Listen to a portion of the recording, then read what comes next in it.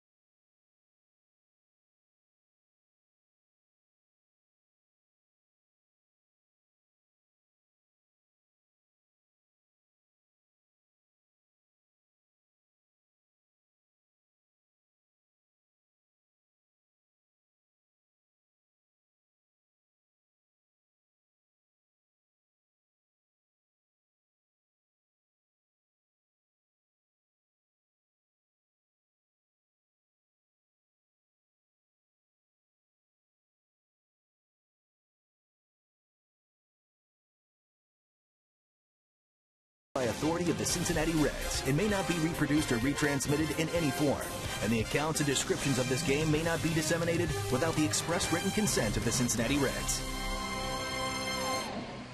Clouds still lingering around, but we're hoping for good news. Our weather report is brought to you by Thompson Plumbing, Heating, Cooling, and Drain Cleaning. And here's our old buddy Tim Hedrick. The big question is, will the boys in the radio booth have to break out the banana phone? Wouldn't be a bad idea for Fox Sports Ohio to get a banana phone. There's a chance of a shower or even a thunderstorm during game time. 66 to 64, down to 63, and again, don't pitch to Posey. I'm Tim Hedrick from Local 12 on Fox Sports Ohio. Enjoy the game. Well, he was right about Buster Posey last night. He hit the two-run home run late, the only two Giants runs. All right, the matchup tonight, couple of guys been around a while. Barry Zito for the Giants, and, of course, Bronson Arroyo for the Reds. Well, uncharacteristically, Zito off to a good start. Characteristically, we know that Bronson Arroyo is off to one of his better starts after last year having to deal with illness and weakness in the body. He has come out throwing BBs, and by that I mean fastballs, breaking balls, every pitch but the kitchen sink. Zito on the flip side, he started spring training awfully well. They thought, well, we may have found lightning finally in this guy, and then all of a sudden everything fell apart. He had one start against a Double-A club coming out of spring training. They pitched him against the Colorado Rockies, and he throws a shutout. So we don't know what we're going to get from Zito tonight. Well, let's hope the Reds' bats can stay hot against Barry Zito. First pitch next on Fox Sports Ohio.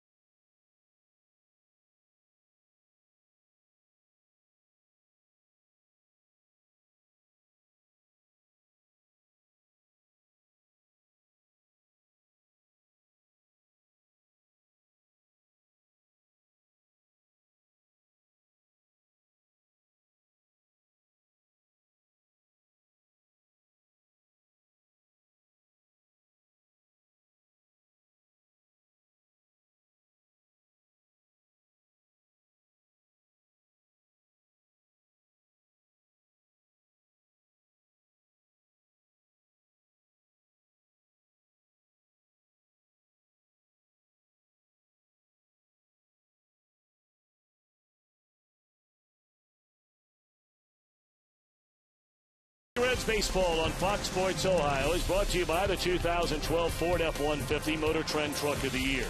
Cincinnati USA Regional Tourism Network. Book your stay at CincinnatiUSA.com.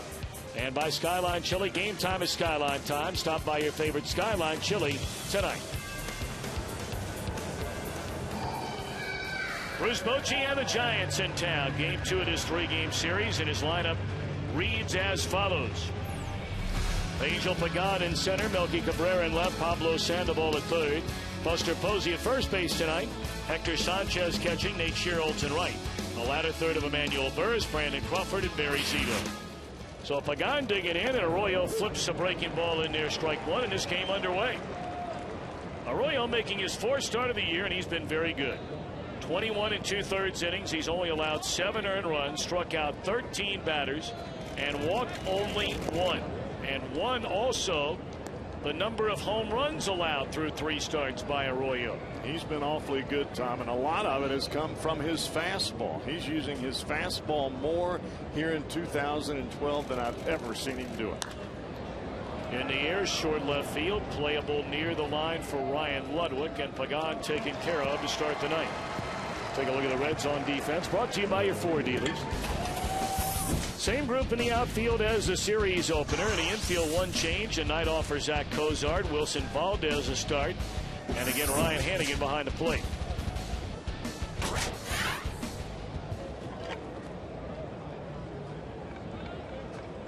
Wilson Valdez getting a rare start indeed tonight. Cozart a couple of more hits last night. And here's Melky Cabrera on the ground. That's into center field a hit.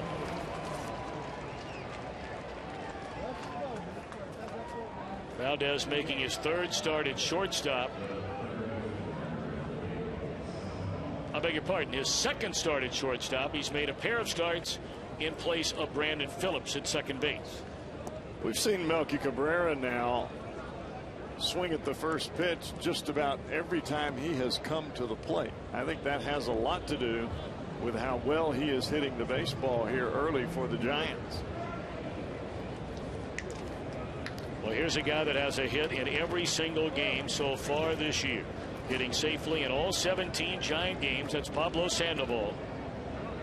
And last night when he got a hit to make it number 17, he broke the San Francisco Giants team record since they moved from New York to California back in 1958 that was held by the Say Hey Kid, Willie Mays.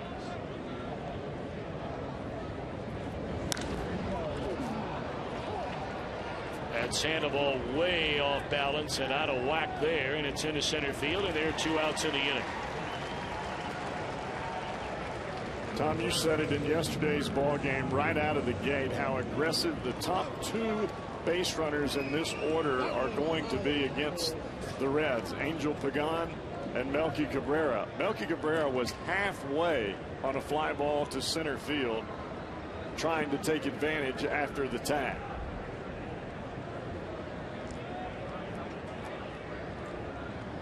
So now Posey, he hit the home run to right center field after Sam LeCure had thrown a pitch behind him last night. That, may remember, came in the Giants' 9th inning.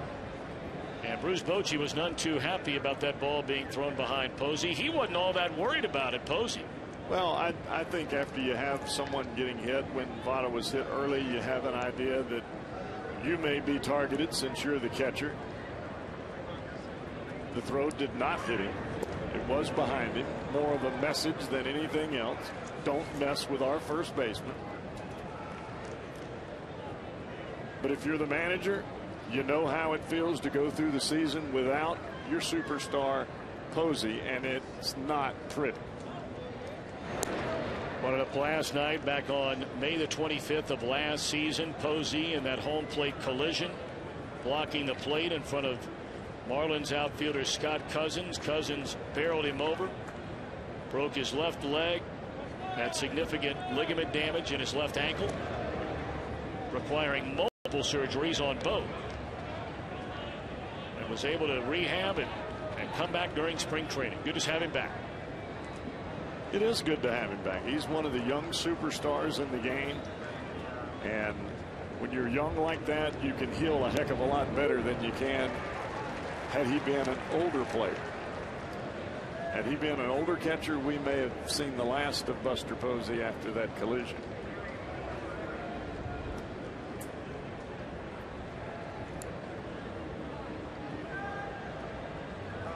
Runner at first, 2 men out, just underway here at Great American Ballpark. Runner goes and a pitch taken outside. Hannigan, no chance to get Cabrera, who already has 5 stolen bases on the year now in 6 attempts. Well, like I said, Tom, you talked about it yesterday, and that's exactly what this club is trying to do. The Giants are trying to put runners in motion, especially to get into scoring position for the 3 and 4 hitters, Sandoval and Posey.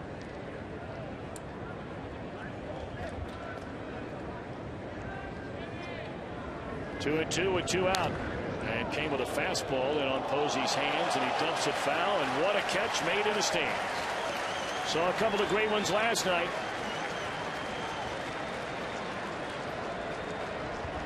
Got the youngsters with him. His 2 kids, his wife. They made a sign for Brandon Phillips, and Dad goes home a mighty big hero tonight. Snagged that baby with one hand, bare hand on a line drive. Brandon Phillips makes me smile. That play made Brandon smile.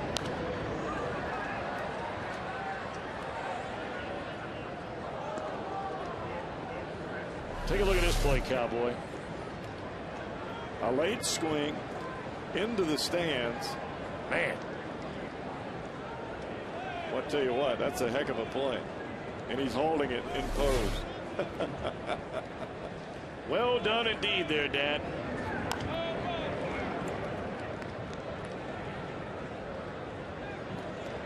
Tom, we saw Bronson Arroyo pick to first base quite a few times when Cabrera was at first before he stole second. But it was obvious that Cabrera was going to make an attempt to steal second base as soon as he read an opportunity to go. Still 2-2 on Posey, and a grounder down to Roland. He gobbles it up. Plants, perfect throw to Votto, inning over. A hit a man left. Stubbs, Valdez, Votto coming up against Barry Zito. Reds bat in the bottom of the first.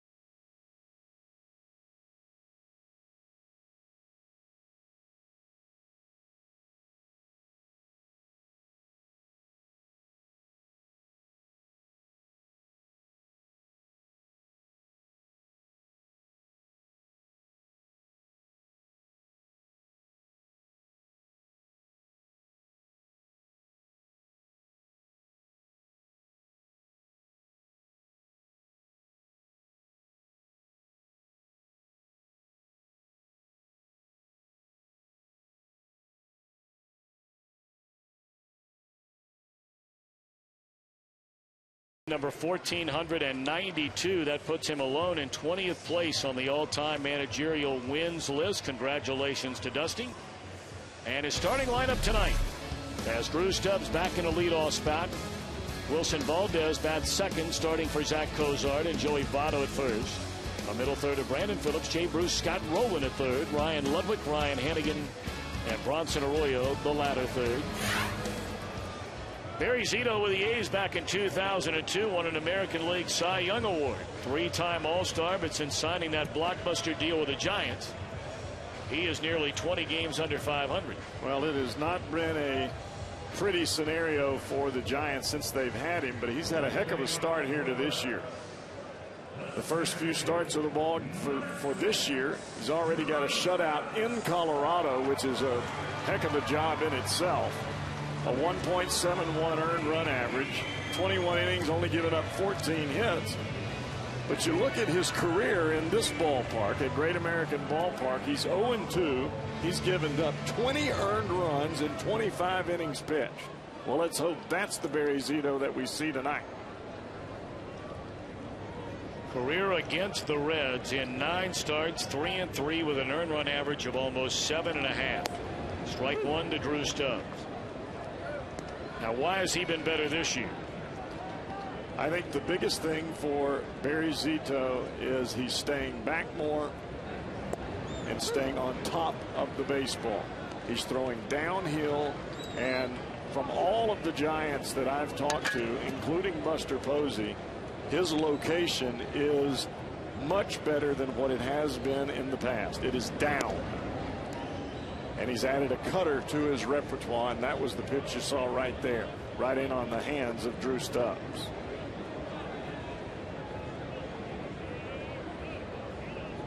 You pitch down in the zone and you change speeds, you got a chance to get a lot of people out.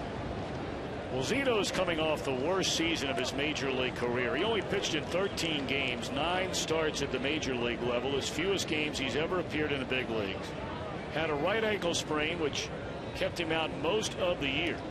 In fact, first time he had ever been on the disabled list. And that's into center field, and the hot hitting continues for Drew Stubbs.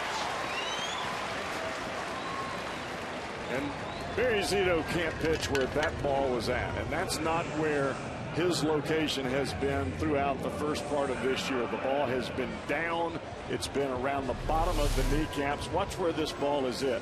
It's about mid-thigh high out over the plate. It's a changeup. It's not even a strike, and yet Stubbs is still able to reach out and slap it right back up the box. Drew a perfect 3 out of 3 in stolen base attempts, and now the batter Wilson Valdez. We know he can bunt. He had 2 bunt hits in one game, one of them to bring in the tying run the last game of the last homestand against the Cardinals.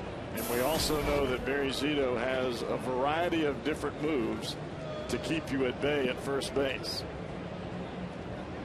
With a left-hander on the man, Valdez will push that ball at second base.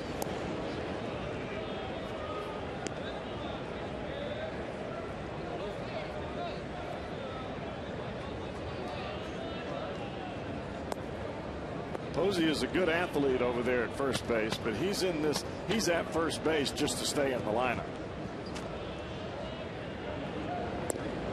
2-0. I think it's very important for the Reds to put together some at-bats very similar to what they did last night. Don't let Zito settle in like he has in some of his other starts. Put the hammer on him early.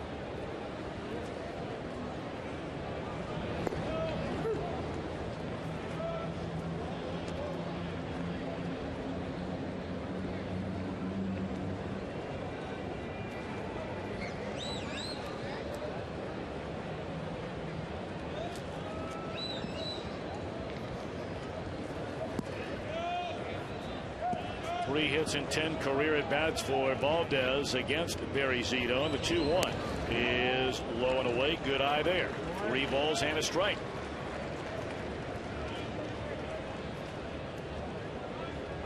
Well, that was the vaunted curveball that Barry Zito made so much to his advantage when he was in Oakland. It's not quite breaking like he wants it to right now.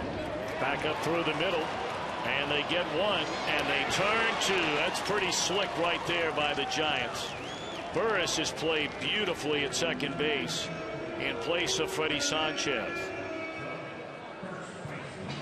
Giants on defense brought to you by Ford. Pagan flanked by Cabrera and Shields. Talked about Posey to start tonight at first base. And the youngster Hector Sanchez behind the plate. Well, it's a good thing Zito got out of the way there. If that ball hits him, there is no double play.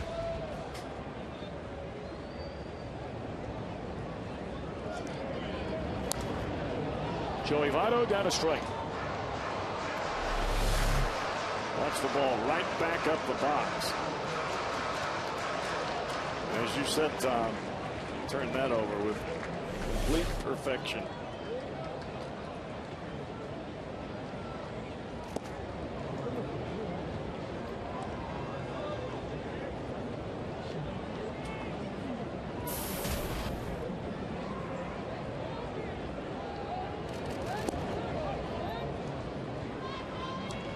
Two and 1 to Joey.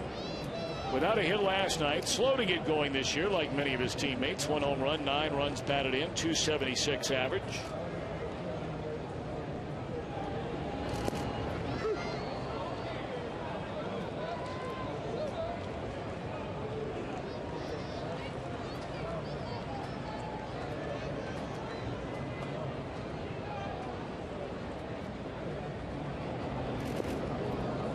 Three and 2. Now Now that curveball there had much more bite to it than any other one we've seen thus far. That's what happens when your last name is Votto. You get the best of every pitcher that stands on the mound.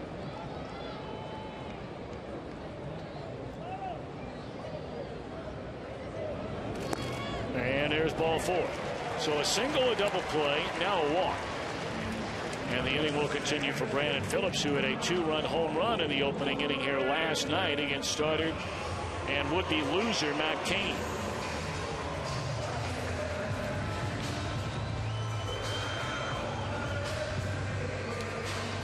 I think the one thing that every Red knows coming to the plate is that Barry Zito cannot beat them with his fastball.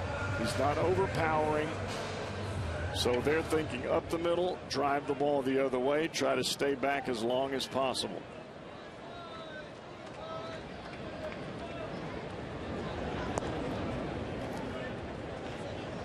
You saw that with the at-bat from Stubbs. You saw that with the at-bat from Valdez. That's one of the reasons you didn't see Joey Votto biting on that very quick breaking curveball, is he's looking for something off speed. 2 home runs, 6 runs batted in, still trying to get back to 100% health after being bothered in the early part of this season with the cramping left hamstring. First inning last night, after barely foul tipping what would have been an inning-ending strikeout, he blasted that one beyond the Reds bullpen and left center for the 2-0 advantage. Back-to-back changeups from Matt Cain. The second one didn't quite have the downward action. It had upward action. About 400 and something feet of upward action. 2-0 to Brandon. Short lead by Joey, and there's a strike on the outside corner. A fastball from Barry Zito. Zito's first 2 starts, he was lights out. Complete game, we mentioned, in his first ever start in Denver. 9 innings, 4 hits, no runs. Went 7 innings, allowed 2 earned runs in a no decision against the Pirates. Now, his last start, he threw 100 pitches in 5 innings. And we're seeing a little bit of that early on here tonight. Were it not for the double play, he could be in a world of hurt. But the bottom line is he got the double play. So there's 1 on and 2 and out. Now, that's part of the issue facing a veteran pitcher. You don't want to let him settle in. The Reds have not let him settle in this ballpark ever. 20 earned runs in 25 innings pitched. That's not getting settled ever. Nowhere near the strike zone. So Zito has faced 4 batters here in the first inning and retired only 1 of them. But on that 1 ground ball, he got 2 of the needed 3 outs. So a 2-1 for Jay Bruce. Bruce began the year hitless in his first 12 at-bats with runners in scoring position until last night, when he had that 2-out, 2-run double in the 7th inning.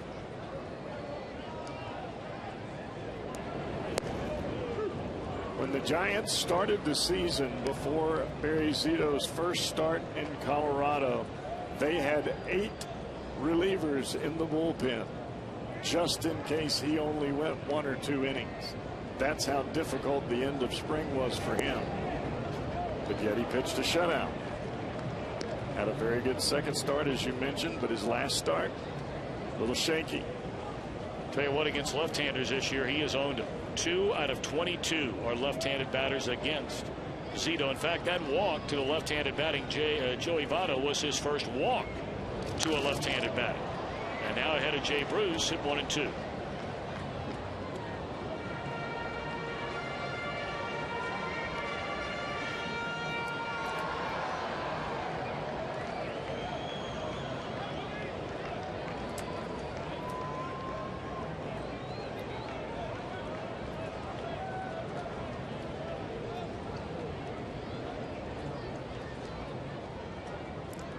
Two on, 1-2 pitch to Bruce, and a swing and a miss on a breaking ball, and that'll end the inning.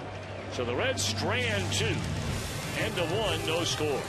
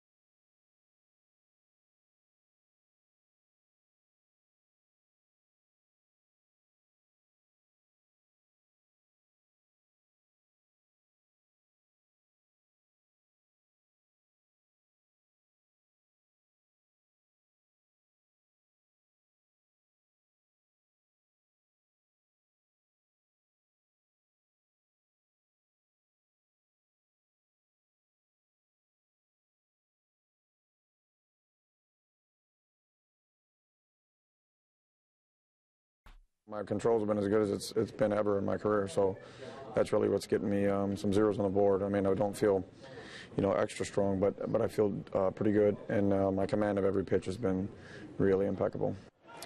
Our game storyline, can he throw more strikes tonight? Brought to you by Elk & Elk, serious lawyers for serious injuries. Call 1-800-ELK-OHIO. Arroyo 13 strikeouts, 1 walk in his first 22 2/3 innings.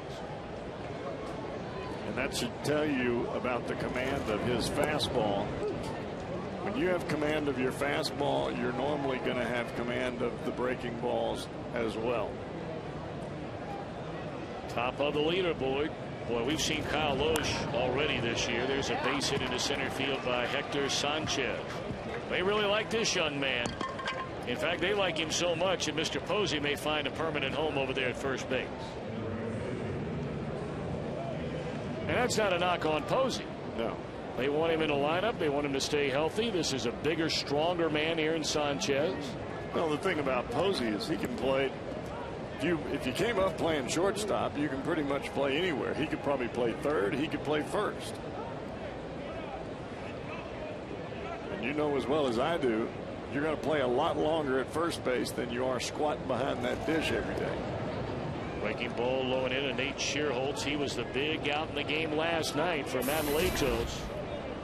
Giants loaded the bases, trailing 2-0 in the 6th inning, and Shearholtz tapped out to Brandon Phillips to end the inning. But Shearholtz off to a very good start this year. 1-1. 340 batted. 3 home runs, 9 batted in.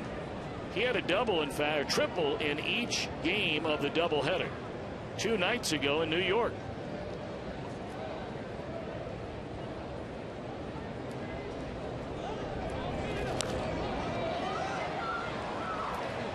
Behind the plate, Hannigan near the screen and runs out of room, about 4 rows out of play. Well, that ball really had some wind-blown action to it. The wind is blowing straight in right now from center field, and as that ball went up, I thought it was going to be a catchable baseball. No chance.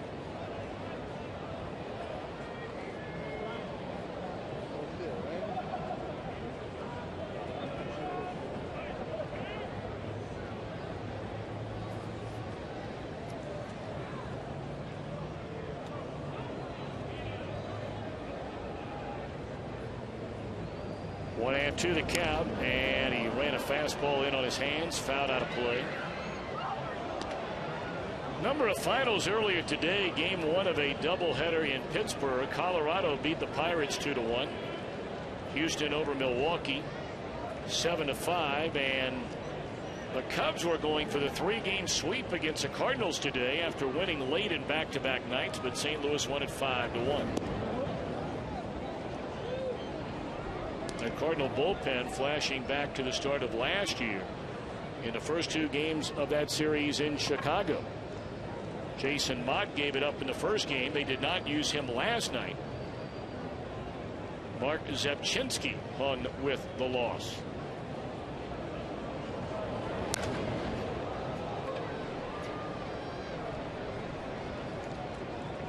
One out. Well, follow Fox Sports Ohio's coverage of the Reds at MajorLeagueBaseball.com at Bat12, an app for your iPhone, iPad, Android, and Windows Mobile. Just text at BAT to 31826 or visit Reds.com for more details. 1 out, 1 on, scoreless game. We're in the 2nd inning.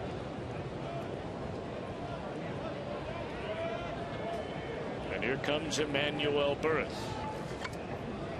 That is tough on a club when your bullpen is unreliable and you're scoring runs. You expect to win the game, and it's all blown up in the 9th inning. Which really is a chapter, and a very important chapter, in really that remarkable season the Cardinals had a year ago. They led the league in blown saves last year. They had 8 different pitchers that got saves last year, but boy, the last 6-7 weeks they were nailing them down every night right on through October.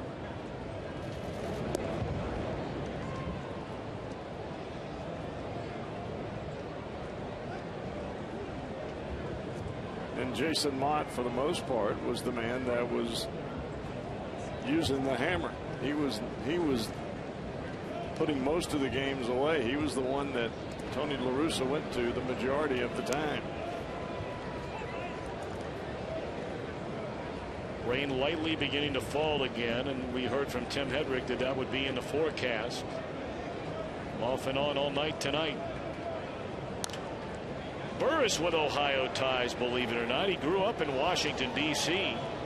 His father loved the game, and his father loved the Giants, despite the fact that they were at the other end of the country. But Burris, after graduating from high school in the nation's capital, attended Kent State University and was the Mid-American Conference Player of the Year going back to 2006. Pretty solid. He was a sandwich pick between the first and second rounds for the Giants. So obviously a very coveted player coming out of college. He was in the same draft as Tim Lincecum.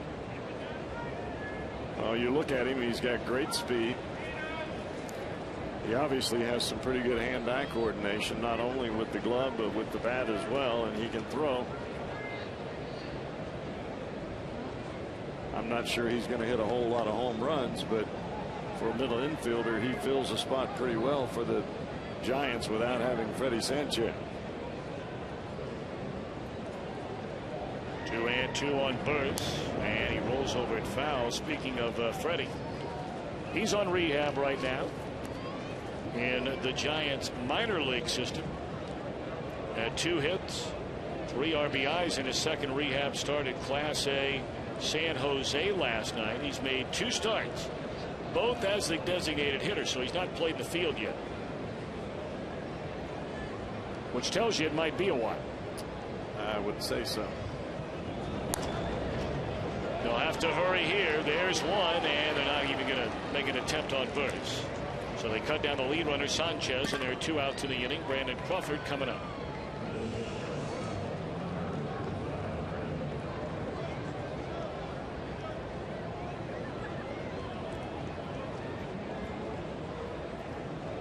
Despite the loss last night, the Giants have won 8 of their last 12, 9 of their last 14 after losing the first 3 games of the year on the road to Arizona. And they have won 4 consecutive series. So that was a big win for the Reds last night to try and set the tone for this 3-game set. Got him. They got him indeed. Votto runs him towards Valdez, who tags him out, and that's that. So Burris falls asleep at the wheel. And the Reds coming up, bottom of the second inning of a scoreless game.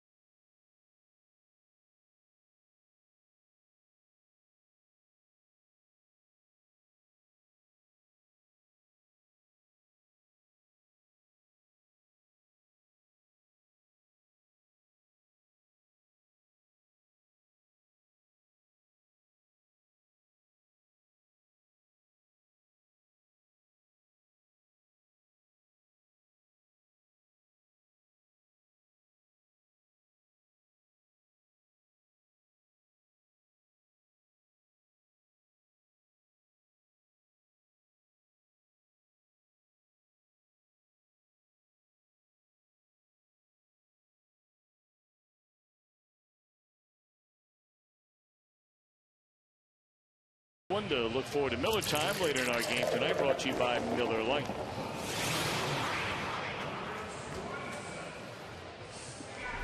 This Giants club is going to run and run and run, especially with Bronson Arroyo on the mound with a lot of breaking balls. You're going to have a chance for a step or two extra because of the lack of speed of the breaking ball. And in that situation, Emmanuel Burris gets caught in a position he would probably rather not be in.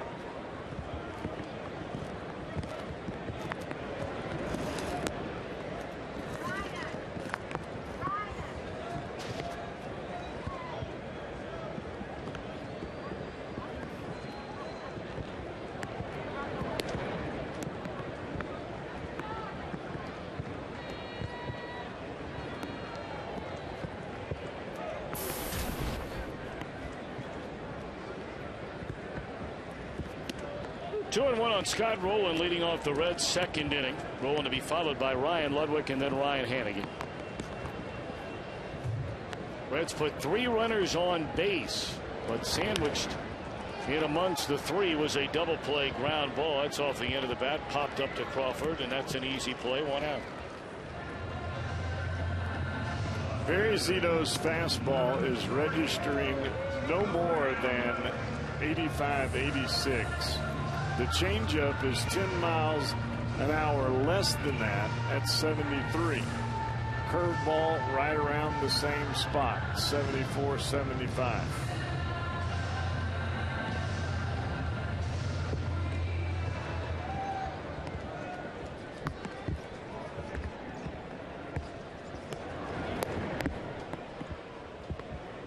There's that changeup, and Ryan Ludwig chases it, comes up empty.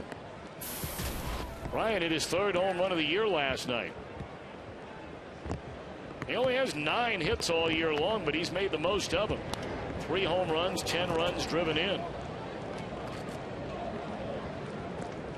Rain falling here in Cincinnati. This home run last night came off Matt Cain leading off what turned out to be a 6-run 7th inning.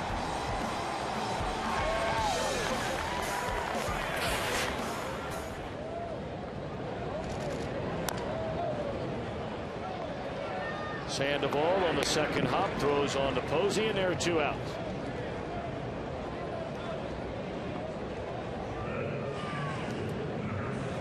Zito worked out the entire winter with a fellow named Tom House. Some may remember him. He pitched for the Braves, the Red Sox, and the Mariners during the 1970s, and then he became a big league pitching coach. Well, while he was a pitching coach, he earned a doctorate degree in psychology. And at 64 years old, he still is a sought-after private pitching coach.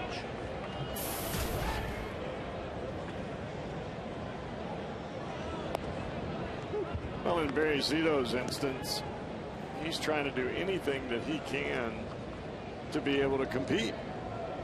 He's got this huge long-term deal, and it's not working, or hasn't worked to this point. A 1-2-3 second inning for Zito. We march on to the 3rd. No score at Great American Ballpark.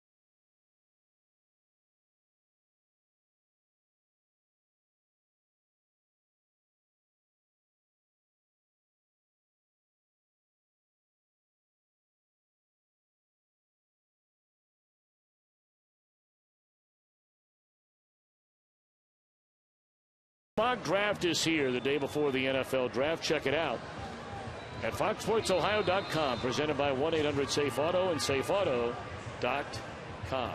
This time tomorrow night, Reds will be wrapped up with an afternoon game, hopefully, if the rain will stay away. And Campbell, you admitted last night you will be dialed in to the National Football League draft tomorrow night. Checking it out. See who goes where. First few top picks. You never know. We do know it's no score here in the top of the third inning, and we know that it is raining. Just started in the second inning. And we're starting to pick up a little steam, and right now not too bad. So we continue on. Phillips calls off Votto, and that'll take care of Brandon Crawford. So the number 8 hitter, the Giant shortstop, set down, and here comes Barry Zito. Bronson Arroyo is allowed 2 hits.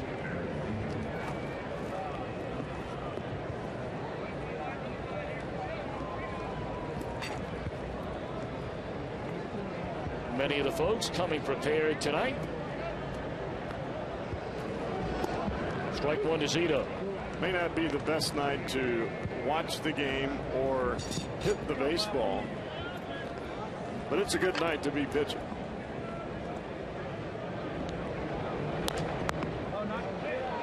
Hannigan will wave off the Gold Glove winning National League pitcher of 2 years ago and throw out Zito. 2 up and 2 down in the Giant third inning.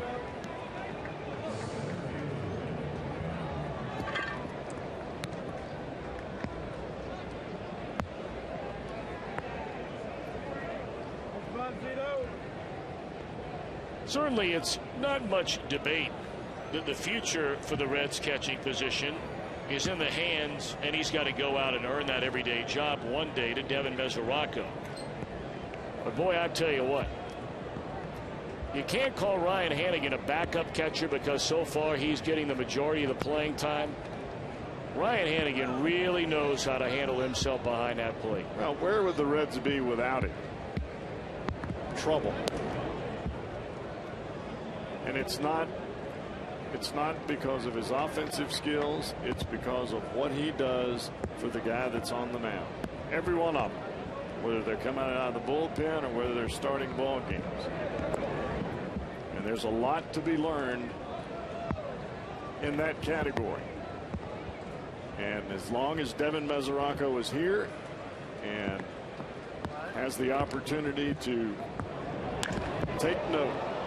That ball drilled into deep center field, and Stubbs will run out of room. Pagan on a 2-0 pitch, blast one to center, and the Giants lead 1-0.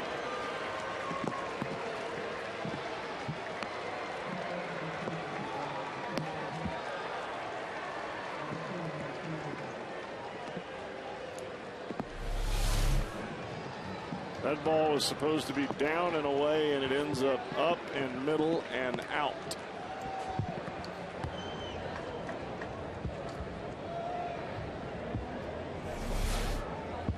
So the Giants have their first lead in the second game of this series, and here comes Melky Cabrera. He singled to center field, stole a base, was stranded at second when the first inning came to an end. Breaking ball in there, a strike.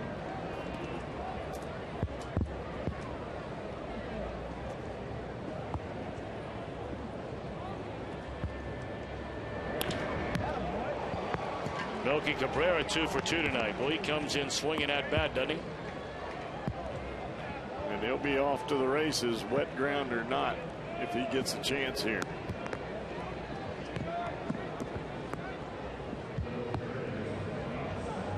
This is more of a time, Tom, where as a pitcher, it's not your pickoff move that's going to help you as much. It's getting the ball to the catcher quickly, but it's also holding the ball. Make the legs of the base runner start to tighten up before you release the ball to home plate. Also, they'll dig down in that mud a little bit on the base paths. You may get a slip. You may get a little bit of footing that's not exactly what it should be, and you'll get yourself an out.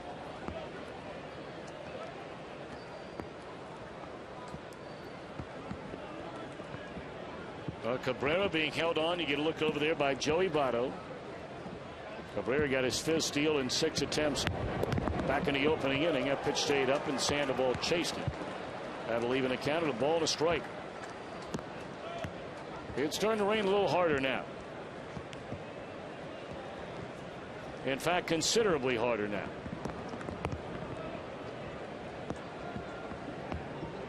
You can see the lead of Cabrera there.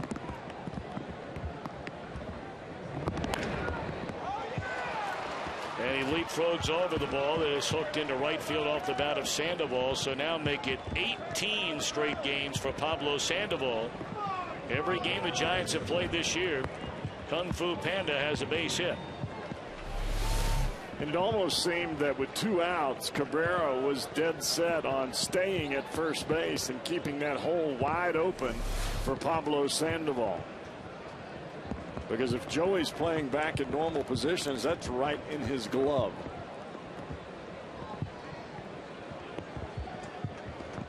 As you could see, Cabrera on the lead at that, on the shot that we had that had the pitcher and Votto and Cabrera. He just had his hands on his knees, just nice and relaxed there. The Giants with 3 straight hits after Arroyo retired the first 2 batters in the inning. The home run by Pagan, singles from Melky Cabrera and Pablo Sandoval, and Arroyo beginning to fall behind the batters now. Fell behind 2-0 on Pagan. He hit the home run, got ahead of strike. Well, then Cabrera singled, fell behind ball 1 to Sandoval, and now it's ball 1 to Posey. The crew chief of our umpiring group tonight is Jerry Davis. And he's back behind the plate. And you wonder how long he's going to let it continue to rain like it's raining right now before he says that's enough.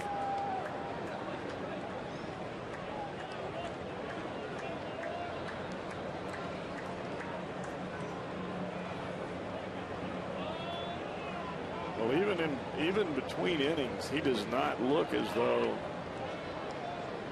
he's even going down to talk to the other umpires about what's going on in the air. I think he's dead set to play as long as possible, as long as the rain doesn't get any harder than what it is right now. We had a brief chat with Barry Zito as he was walking off the mound. I don't know if that had anything to do with, asking Zito about the condition of the mound. Oh, they definitely do that. 2-2 to Posey. The last thing that you want to have happen is have a pitcher take a step towards home plate and the front foot come out from underneath it. That could be injury all over the place.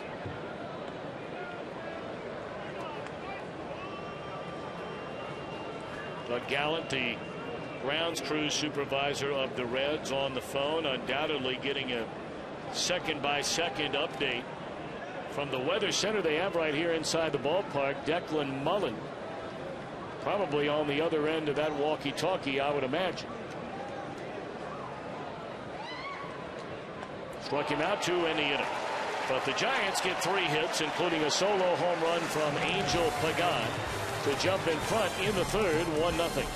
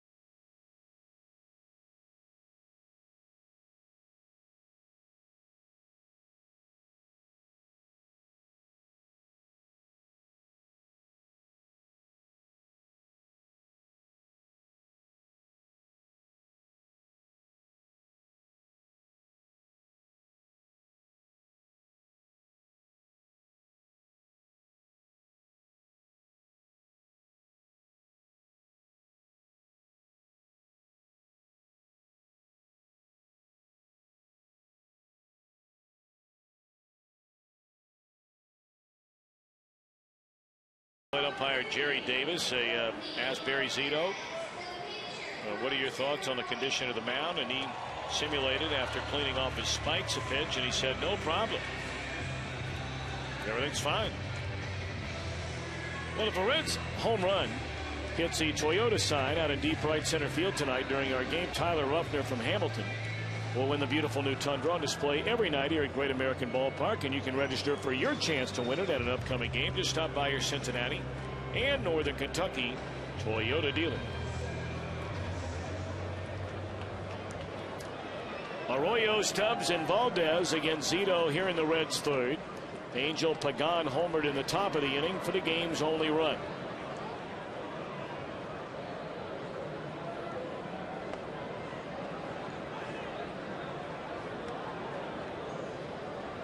Arroyo's handled the bat pretty well thus far.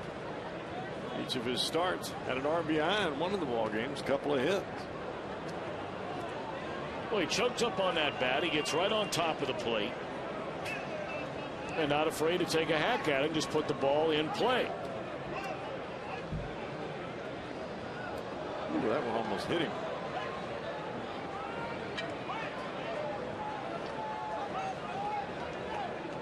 Shows you the different breaks of the breaking ball for Barry Zito. I'm not really sure that he knows where that thing's going sometimes. Throw a fastball by him there. Second strikeout of the night for Barry Zito. 1 out.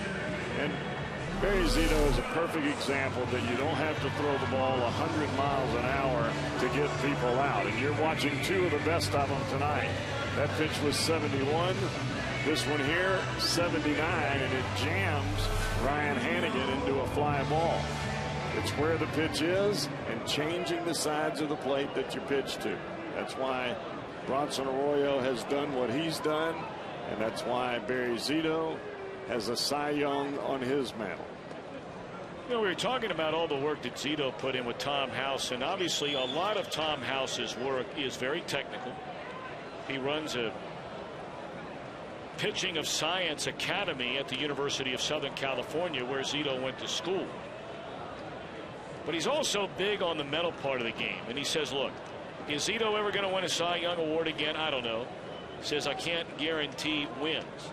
But he's very high on Zito because of his mental makeup, about the ability to forget about the last batter or the last bad pitch, and it's really plagued him the last couple of years.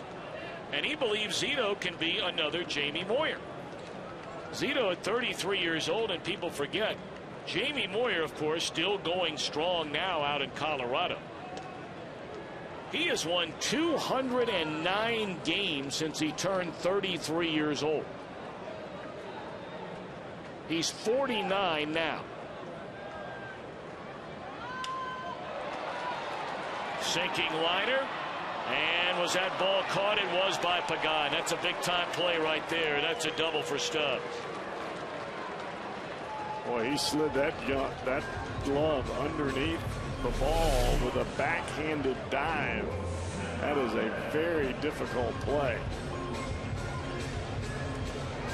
And a lot of times, Tom, you don't even get the call on that ball. Look how close that was. I think it hit the grass.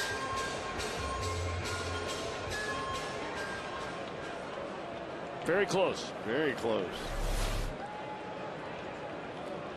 So now Valdez, who bounced into that double play in the first inning after Stubbs led off with a base hit.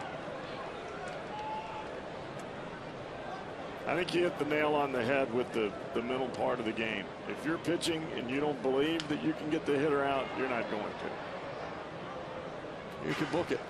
How many times have we seen a guy go out that's throwing 95, 96 miles an hour, and they're hitting the ball all over the park?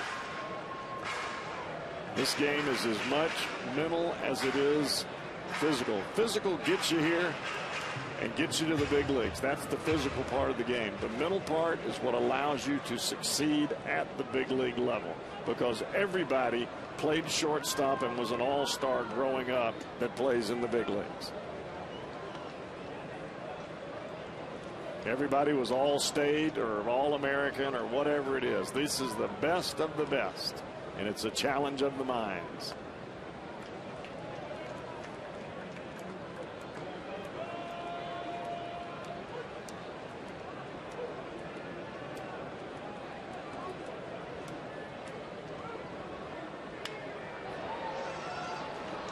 Nice pickup on a soft liner by the shortstop Crawford, and that's a 1-2-3 inning for Zito. Giants lead 1-0.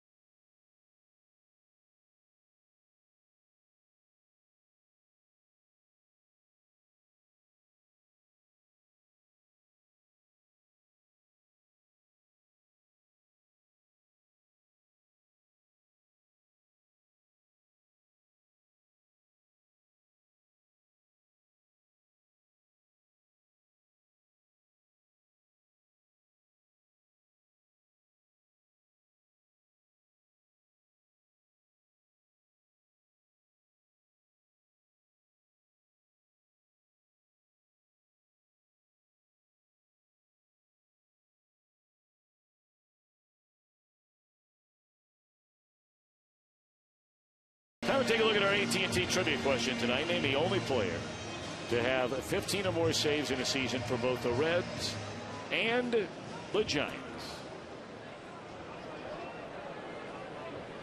Come on. That's what I say. I mean, come on. Come on.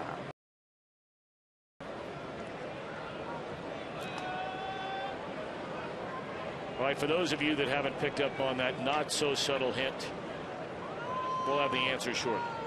Giants lead 1-0. They bat in the fourth inning against Bronson Arroyo. That one muscled into short right. That'll fall in a base hit for Sanchez. He is 2 for 2, and all of a sudden the Giants have found their swing tonight against Arroyo. That's 6 hits in 3+ innings. A reminder, the Ohio Lottery Powerball jackpot is now up to $173 million, and the drawing is tonight at 11 p.m. Good luck. Cha-ching.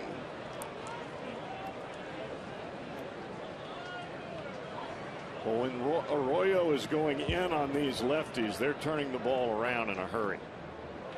He's trying to get the ball in on their hands, very similar to what we saw with Matt Latos last night, but the ball is not getting in there enough to keep them from fisting the ball either through the hole on the right side or dropping it over the head of Brandon Phillips.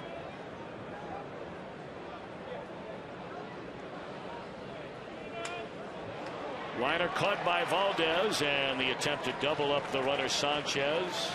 Not in time. And that's the same exact pitch right there, and Sherholtz did a pretty good job of hitting the ball on the nose. They're trying to go in at the hands. The ball doesn't get there. He doesn't hit it on the fat part of the bat. But if Valdez isn't playing up the middle, that's another base hit. Arroyo's got to get that ball driving in more to the left-handed hitters. Well, 7 of the 8 position players in the Giants lineup with a right-hander on the mound are batting from the left side.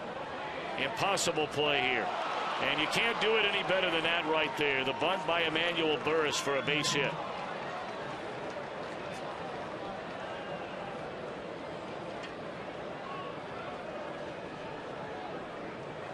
Well, I think Joey Votto did a good job by coming in and making the sliding catch of the ball. But once he catches it, he throws to the wrong guy. I think he was thinking in the back of his mind, Brandon Phillips is going to be here as he normally is, But with that leg injury, Phillips can't cover as fast as he normally does, and Arroyo was right there. Well, now Arroyo in trouble. With 2 on and 1 out, the bottom part of the order is up. This becomes a critical batter in this inning. Number 8 hitter Brandon Crawford. And a jam shot base hit into center field. Stubbs bobbles the ball. They weren't going to wave the runner. Throw to the plate is out. Not in time. They got the fingertip on there, and Stubbs not bobbled it. They probably don't send him, or if they did send him, he'd have been thrown out.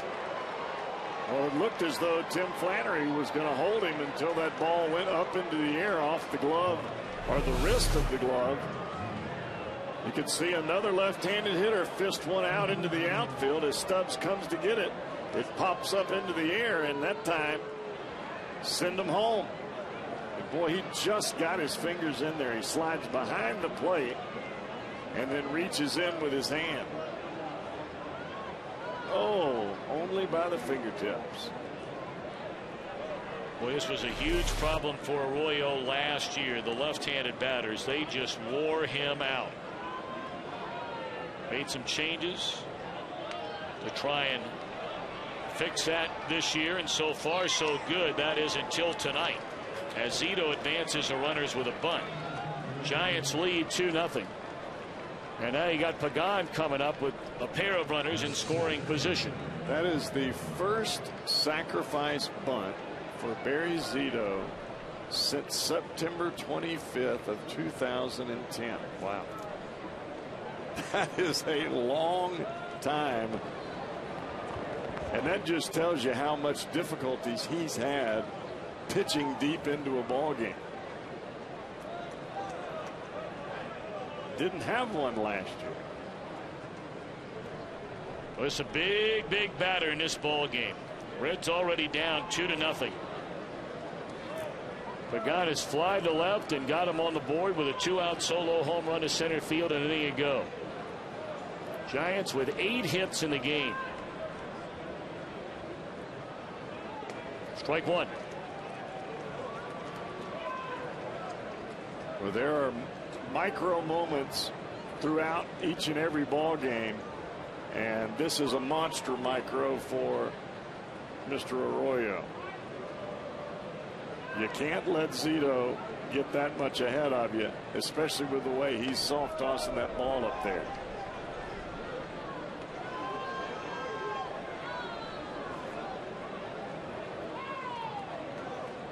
Well, the rain continuing to fall, and again it's picked up a little bit of steam here in the last minute or two, raining as hard as it has all night long. In the air, he didn't get this one. Should be the final out, and it is. So a big out for Arroyo, but the Giants get 3 hits in a run and lead after 3.5. 2-0.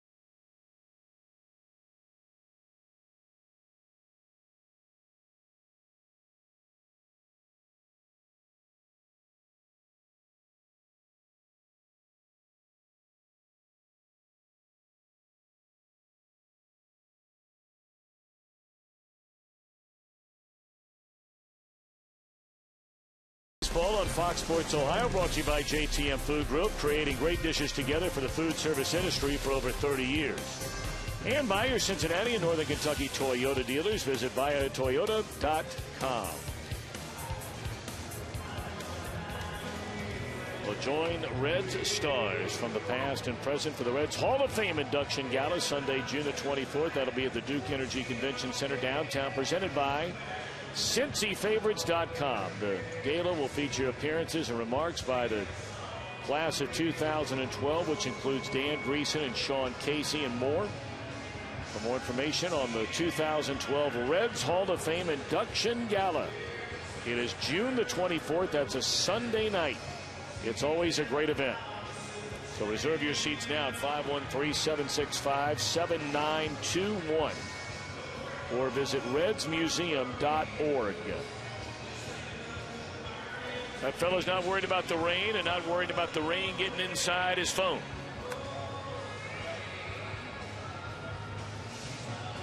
Well, the grounds crew has just come out, and first, second, short, over near the third base area, all over the mound at home plate, putting out all of the material that they use to soak up the water out of the dirt. They spread it out, they rake it all around, let it soak up as much moisture as possible, and then they rake it back up and tote it off the field.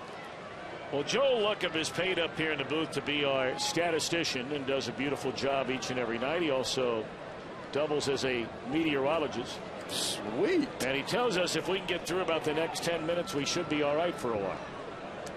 And we're going to hold him to it. 10 minutes. Votto rolls over onto the right side, and he's an easy out. Boy, after scuffling along in that first inning, when 3 of the first 4 batters Zito faced, they reached safely against him. Of course, the double play ball was stuck in between all that.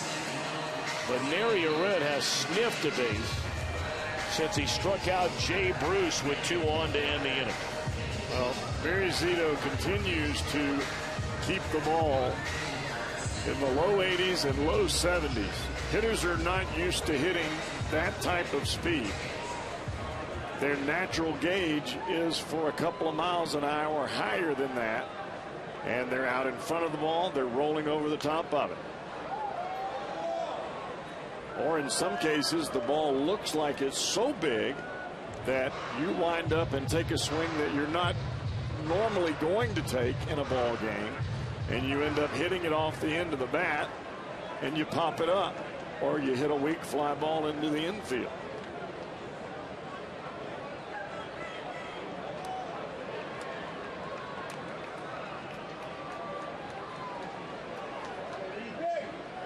This is the kind of pitcher that if you go up there and try to pull everything, he's going to make you look silly. You got to drive the ball the other way and stay with it.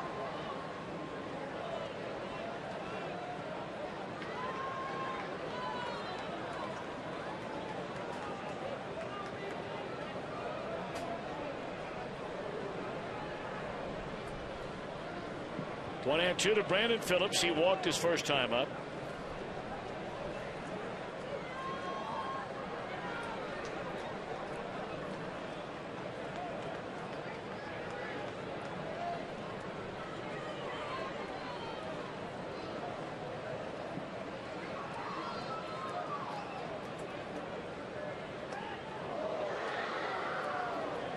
We're talking about this weather tonight and having the rain. At least the temperatures are very, very comfortable in the low 70s at game time. I was looking around at some of the weather around the state of Ohio earlier today. The highs in Cleveland right now are in the low 40s. Low 40s. That's what Chicago felt like. Actually, Chicago felt like low 20s. Well, you were right around 30 degrees, right, with the wind chill. Oh, miserable. But you had the windows closed, didn't you? Closed with the heater on. But my end of the window had the microphone sticking out, so I got the breeze. Ah, nice. You know, the fun thing is to turn on those heaters in the summertime. Yeah, I know. You did that to me, you clown. But you know, I almost had a heart attack that day. I didn't mean to do that. That is I such felt so bad. That is not the truth. I accidentally turned on your side and not mine. That is not the truth. I came into that booth. I was already dying. It was about 105 out there. I'm trying to figure out some way to cool off, and I get into the booth, and I'm like, this thing's hotter than it was a while ago. I really felt bad about that. I know you did. You know, and I didn't mean to do it to Chris Welsh either. I know. You got us both. It's all right. All right. It's tough driving with no tires.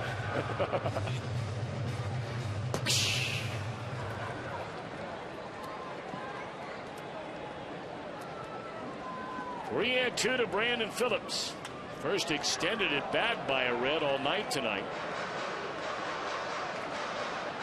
Well, Brandon has gone into protection mode after two wild-looking swings. The first two swings of the at-bat to get him in a hole. He's turned this into a pretty good at-bat. Be nice to break open with a base hit here.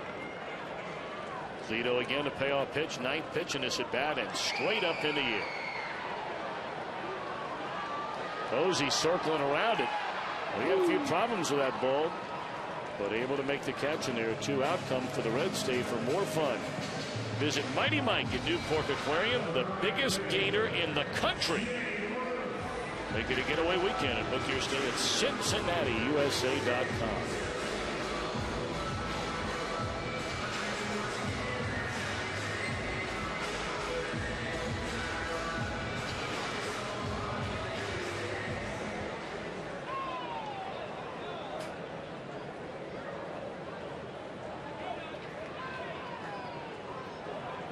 Drops in there, strike to Jay Bruce.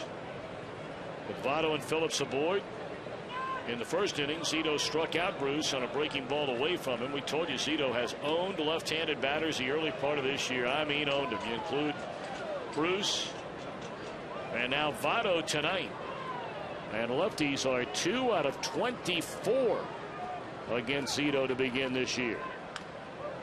And Bruce came into this game 4 for 8 off of Zito in the past. Well, everybody in this lineup owned Barry Zito from his starts against him in the past, with the exception, ironically enough, of Joey Votto. But I mean, you look up and down the lineup, and you brought up earlier, Cowboy, in his ballpark, 25 innings for Zito, 20 earned runs allowed.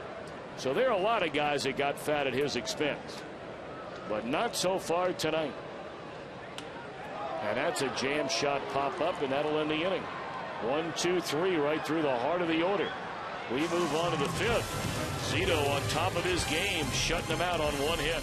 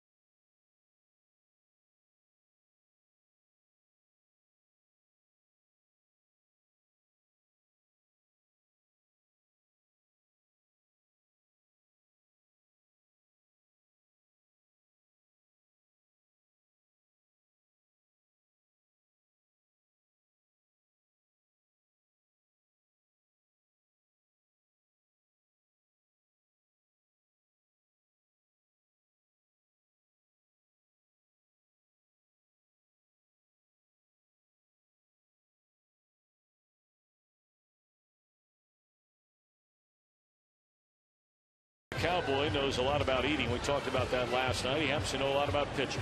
Cowboy, take it away, young man. So many different pitches that we talk about when Bronson Arroyo is on the mound. The two-seam fastball, then he'll take the fastball and roll it up a little bit and use the index finger and place it right on the top of that seam there and use the bottom seam for his grip with his thumb, sliding the middle finger up. That's that one seam sinker that he's talking about that he learned from Mike Leake. He's got the curveball. He'll slide it up a little bit further and tighten it up with the thumb to make the slider a little bit tighter. Not only using that with the grips, but all the different arm arcs that he uses to get the ball to home plate. Bronson Arroyo will throw you anything at any time. Very nice, Cowboy. Very nice. You always travel that baseball around with you, don't you? Bring it in your briefcase just in case you have to. Can't help it. It's just one of those old-time things. That's right. You never know when there's going to be a robber in the house. You might have to take him down. You still got a little on the fastball? Could you? I got one. You got, okay. All right. That's all you need. One. If you still got command of that fastball. I got one. All right. There's two guys. Ashley's going to have to get down. Hey, by the way, earlier on that scoring decision from the last inning on the base hit into center field. You know, we talked about Tim Flannery looked like he was going to hold up the runner Hector Sanchez. But then when Drew Stubbs bobbled the ball out there, they sent him. And Sanchez just slid in ahead of the tag from Ryan Hannigan. So they have given Stubbs an error. No RBI on the play for Brandon Crawford.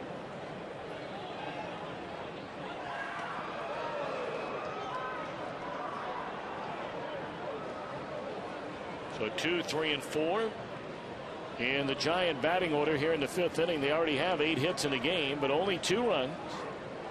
And Cabrera has 2 of the 8 hits.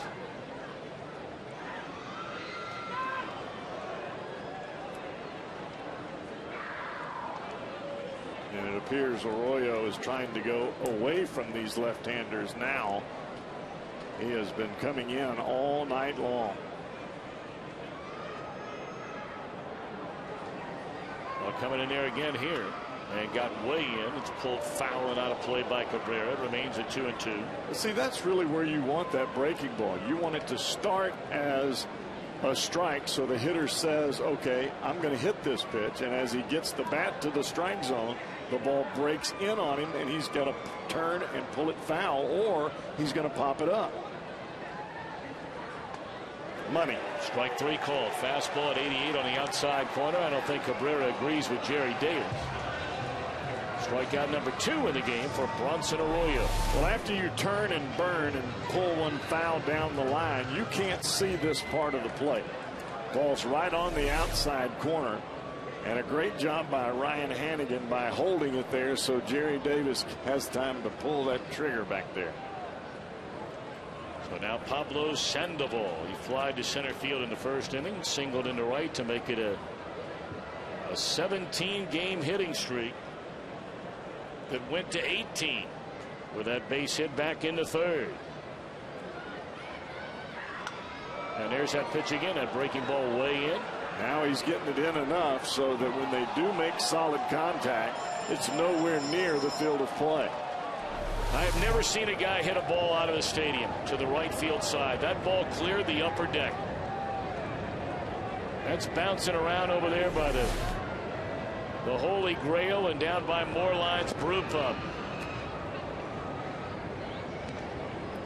Well, this guy's got the power to do it.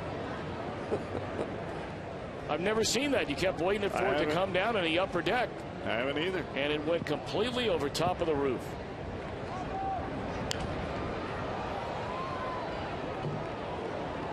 Wow. And if it clears that roof, you can mark it down. It is over there by Moorlines. Right on the outer edge of the Banks project. Or it bounced into the river. Might have. It might have. Right there on Joe Nuxall Way. Exactly.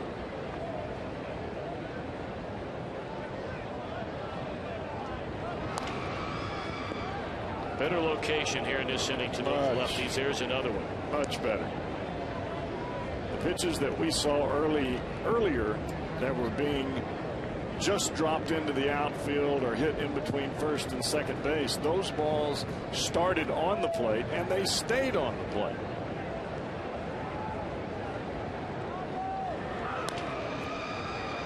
Back up the middle, Phillips. That's a beautiful play, and all of a sudden Phillips limping on that hamstring. You said it last night, Jeff Brantley, you thought it might be that kind of play rather than running the bases that could re-aggravate the left hamstring injury for Brandon Phillips. Well, he reaches and he gets the ball. He makes the perfect throw. And he seems to be all right, but we'll find out here shortly. Well, you see him there bending over, trying to stretch that thing out a little bit. He's had cramping, continuous cramping in that hamstring. He's missed a number of games.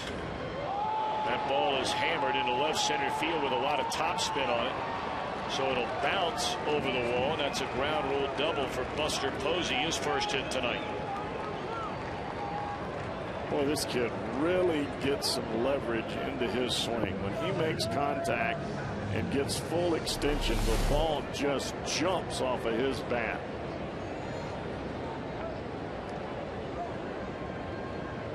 Talk about a perfect swing. He is right on the cusp of it.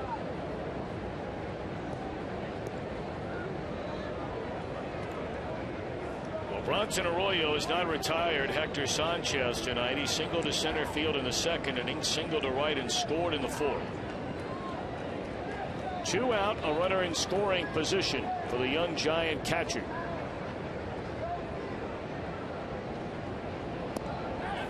He went around on that pitch down and in. Strike one. Well, these batters for the Giants are so used to seeing the ball inside. We have seen some ugly swings here in this inning. That ball almost hit him in the back leg, and he's taking a full hack at it.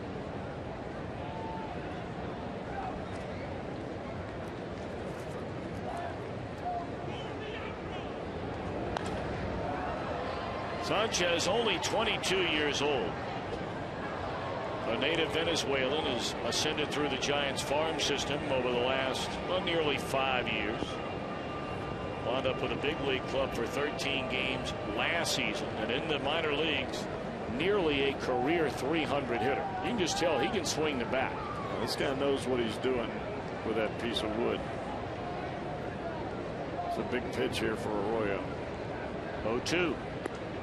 Try to get him to chase up, and he didn't do it. Well, if you go back in here, it's got to be a ball. It's got to be something that if he does connect with, he pulls it foul. If you go away, he's got to reach for it.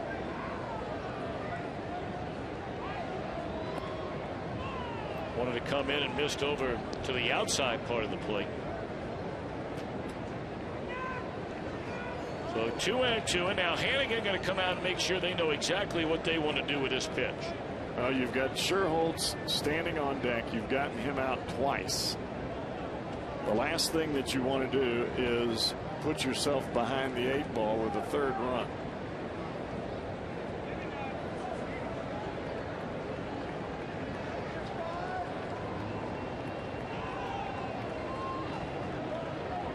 Well, the rain is very nearly over.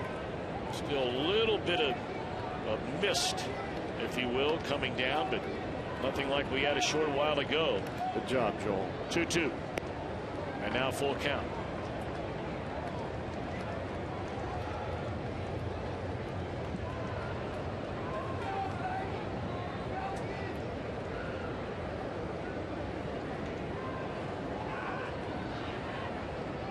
Arroyo was ahead, 0-2. Now the count has gone full. Shakes off Hannigan a couple of times. Now nods in agreement. And a payoff pitch. Nope. Thinking about it.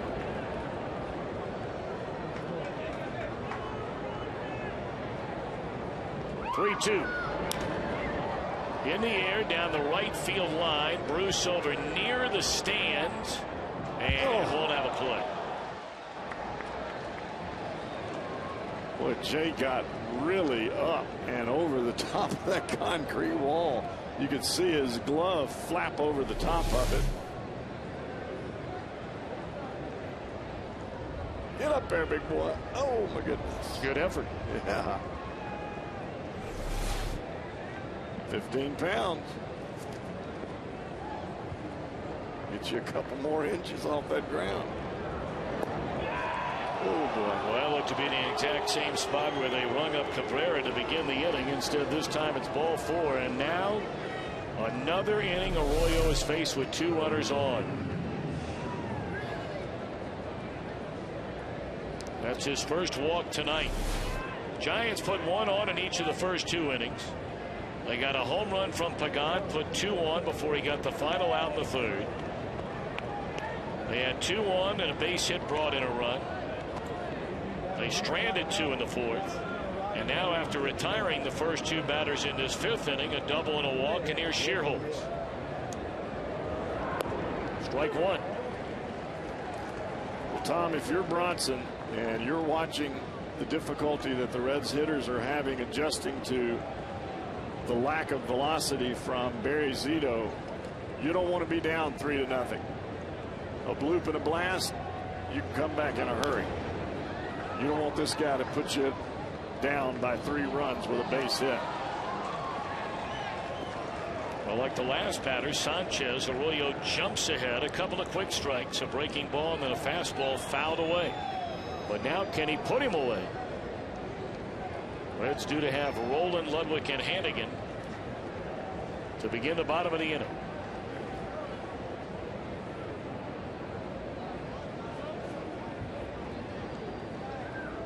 Seldom have I seen Arroyo and Hannigan not be on the same page, and they've had a couple of batters now, a couple of pitches.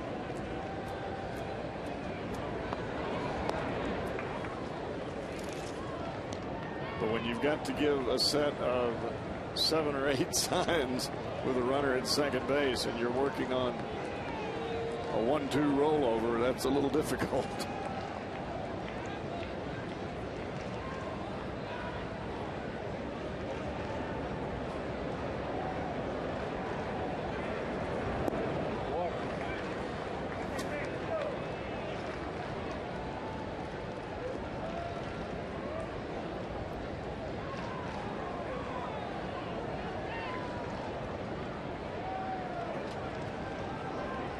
Posey a 2-out double. He leads at second base. Sanchez walked behind him, and now to 2-2. Hit off the end of the bat, but contact nonetheless. A high changeup there by Arroyo, and I think he really wanted to see Shearholtz lift that ball into center field.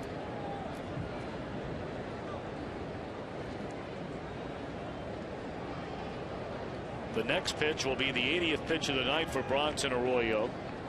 And he's hoping it'll be the final pitch here in the 5th inning. Lined into center field, and that'll do it. Giants strand 2. They have left 7. Still a 2-0 game.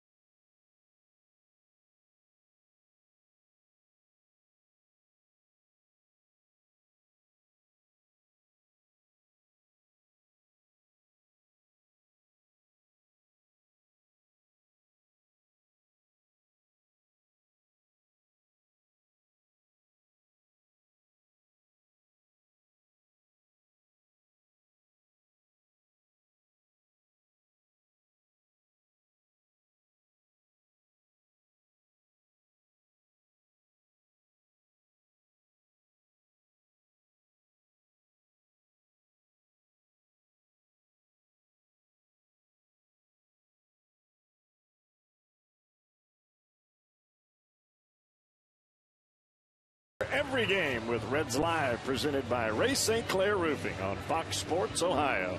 Reds Live has everything you need to know for that night's game, and it is only on your exclusive home for Cincinnati Reds baseball.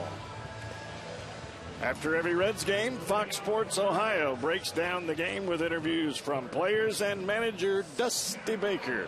Reds Live is brought to you by Kings Honda and the Kings Auto Mall. Visit KingsHondaUSA.com. Indeed. All right, Giants have out hit them 9-1, but it's only a 2-0 San Francisco lead. So Scott Rowland, Ryan Ludwig, and Ryan Hannigan going to try and get that changed around. Little bloop and a blast. Rowland popped up to the shortstop, Crawford, leading off the second inning. 10 in a row set down by Zito. And there has not been a hard hit ball. I take that back. Stubbs' ball was hit, wouldn't say hammered, but hit. Sinking liner to center. But everything else very soft off the bat. Really soft. The most difficult thing for any hitter to do is to wait. And it doesn't matter if you've got a flamethrower out there or if you've got a guy like Barry Zito. If you're having to wait the majority of the time and that adrenaline and that heart's pumping, it is awfully difficult. When you say, okay, I just want to get up here and hit it the other way, easier said than done.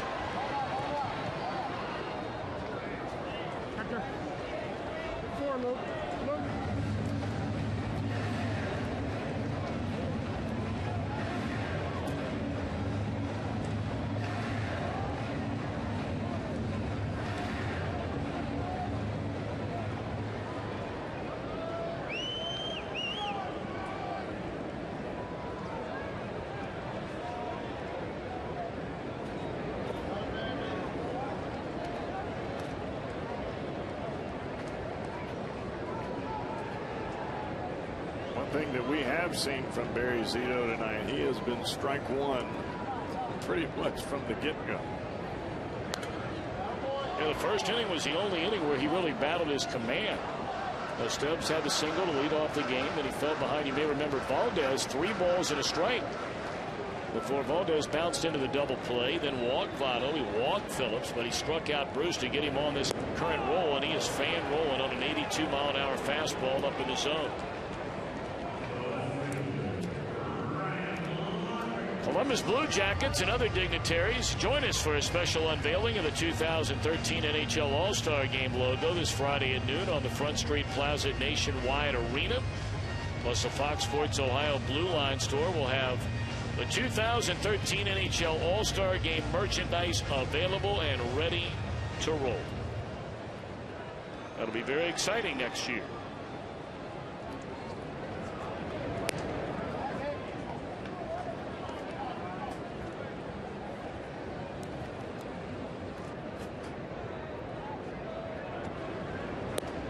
Zito's last start, he was done at the end of 5 on 100 pitches. Tonight he's in the 5th and has not allowed a base runner since Brandon Phillips walked in the opening inning, and about to throw just his 75th pitch of the game.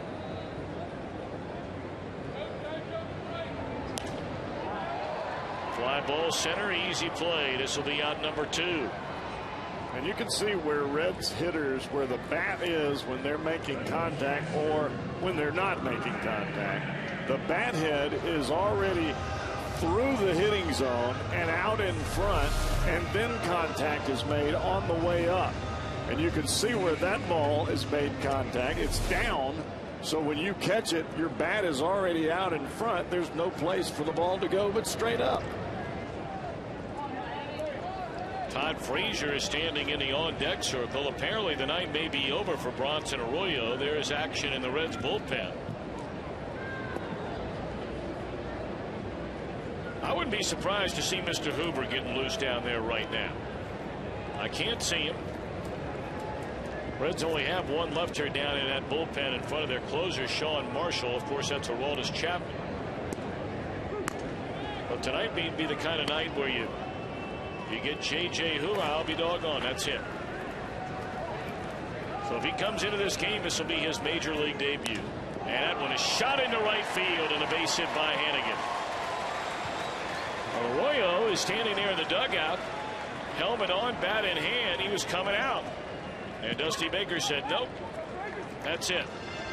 He's escaped multiple jams tonight and not going to put him in a spot to get it anymore. Well, I think that Dusty realizes right now that another run could be the kiss of death in this ball game. You have got to keep these guys right where they are.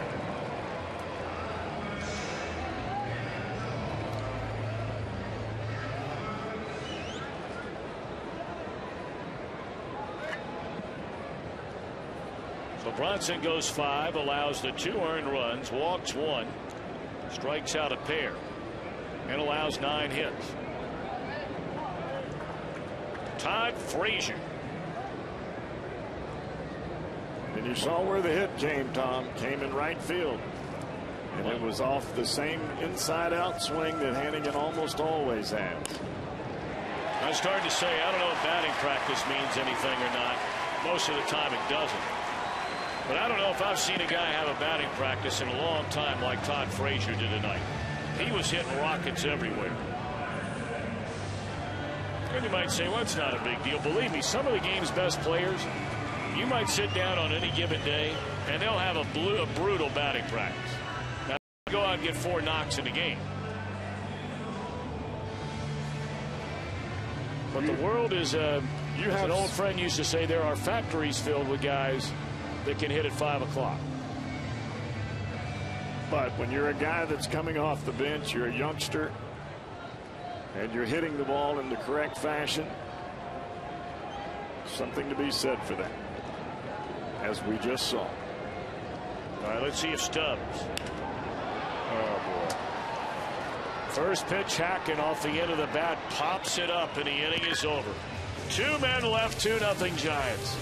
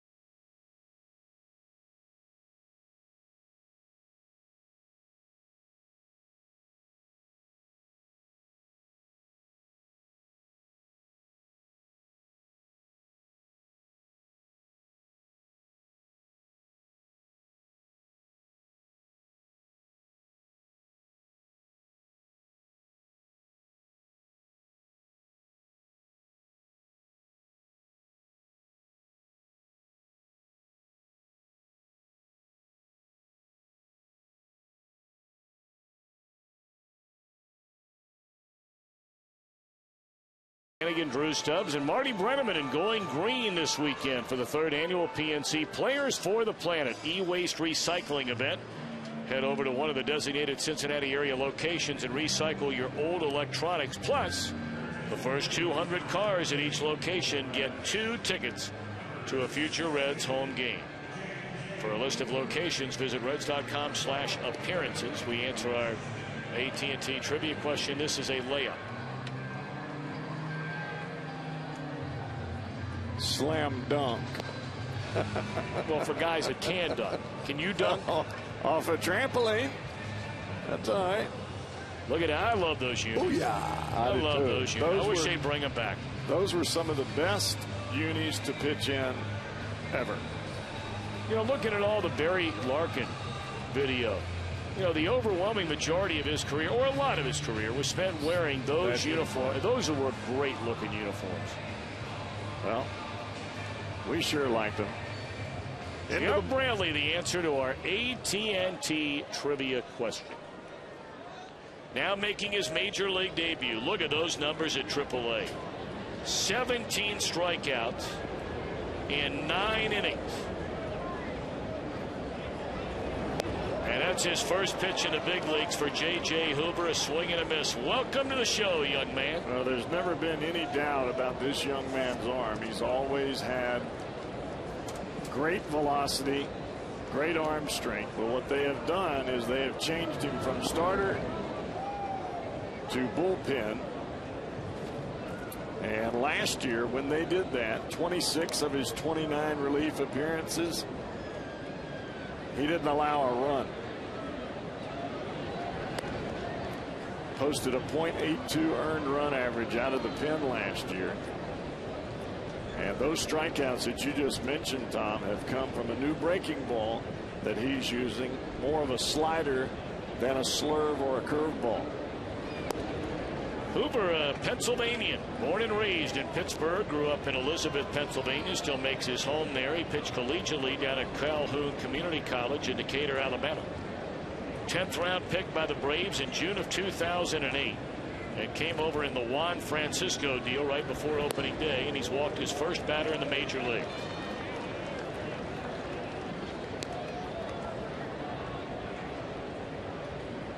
I remember, Cowboy, you've told the story many times when you and I have been together about your major league debut. Those are things that you do not forget. Your heart's beating so fast you feel like your jersey's moving. You can't hear anything because there's buzzing going on in your ears. And you can't spit because you have cotton in your mouth.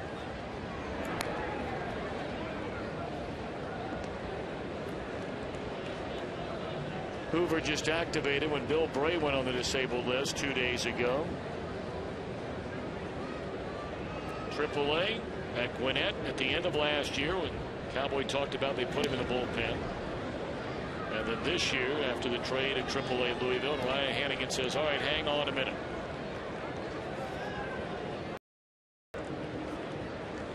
You got him in here in the bottom of the order, and you want the young man to be able to get you 3 outs and extend this thing a little bit where you can get some of your more experienced guys into the ball game. But he's got to take care of this inning.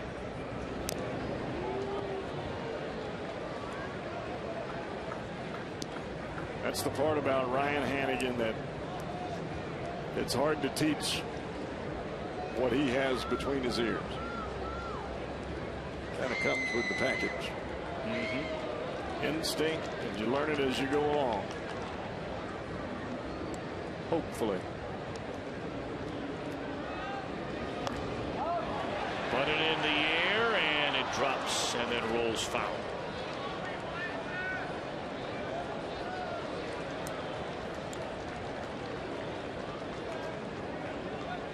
Tell you what, that was a great effort by Votto after holding on the runner. He came on the break towards second base. And as the ball goes into the air, he's in a dead sprint towards home plate, full extension. If it was a little wetter, he might have had a slide right on into home plate. It's right, like one of those slides you have for the kids. Exactly. Slip and slide. Slip and slide. Those are big league. Those are cool for adults. There's a fastball in on his hands, fouled out of play.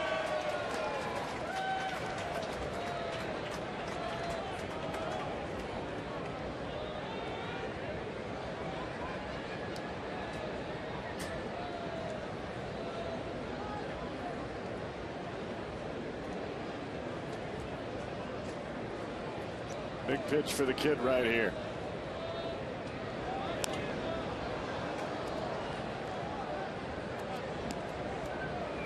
We've yet to see the new breaking ball. It has been just about all fastballs, according to the Escort radar system out there in left center field. 92 to 94.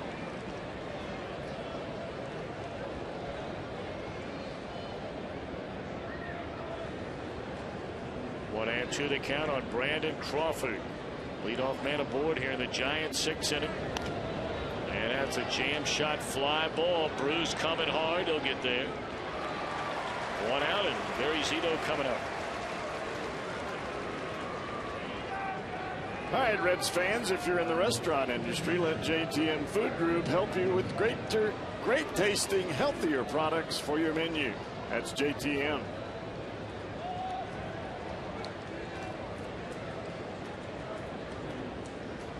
You could probably use a little bit of that tonight after the game. You went back home, I understand, and knocked down a Papa John's za last night as you promised you would. I did. How was it? Gone. How about that? See you later.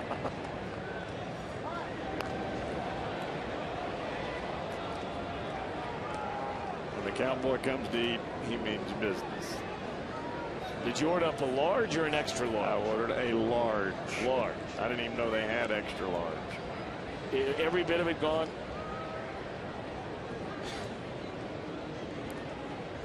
Yes. Gone. G-O-N. Gone.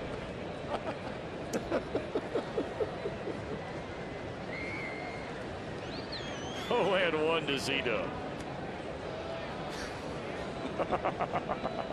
That boy don't even know how to spell gone. No, there are some times. And my favorite one to change or alter a little bit is done, and that is D-U-N, done. So that pizza was done. Yeah, it's done all right. 2-1 to Zito. Put down a sacrifice his last time up. Well, what JJ has got to realize here is get the ball somewhere near the strike zone and let Barry Zito give you an out.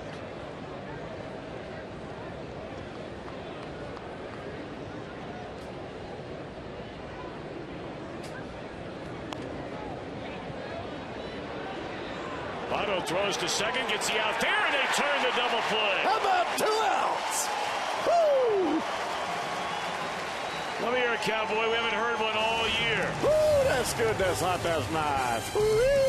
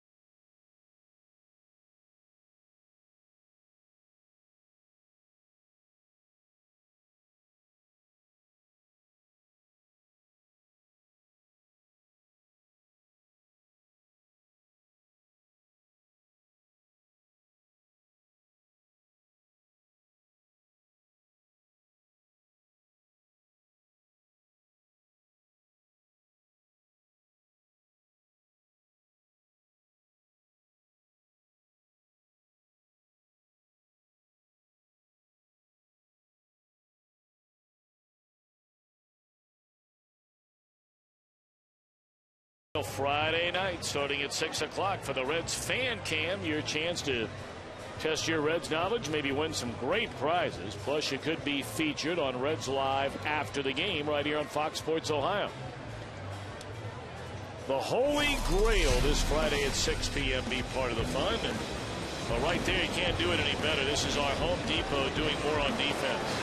Well, the only way that this play is made is by the aggressiveness and the expectation of 2 by Joey Votto. Even J.J. Hoover, watch his head here. Look out! He had no idea that Joey Votto was going to spin and fire that ball to second base, but I guarantee you he's pretty happy about it right now. All right, 2, 3, and 4 in the batting order. Valdez, Votto, Phillips.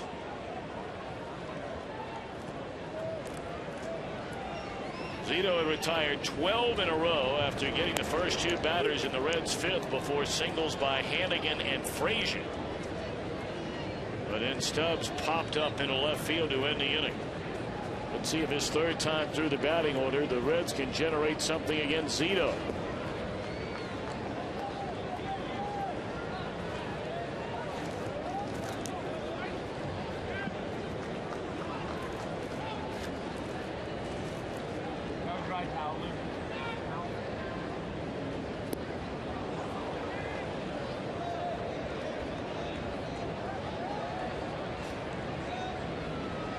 That is Zito's bread and butter right there, that over-the-top 12-6 curveball. And a little dinker down the right field line. That'll fall in a base hit for Valdez. Nice play out there by Shearholtz, getting to that ball quickly before it rattled around up against a wall and foul ground, but it's a good start.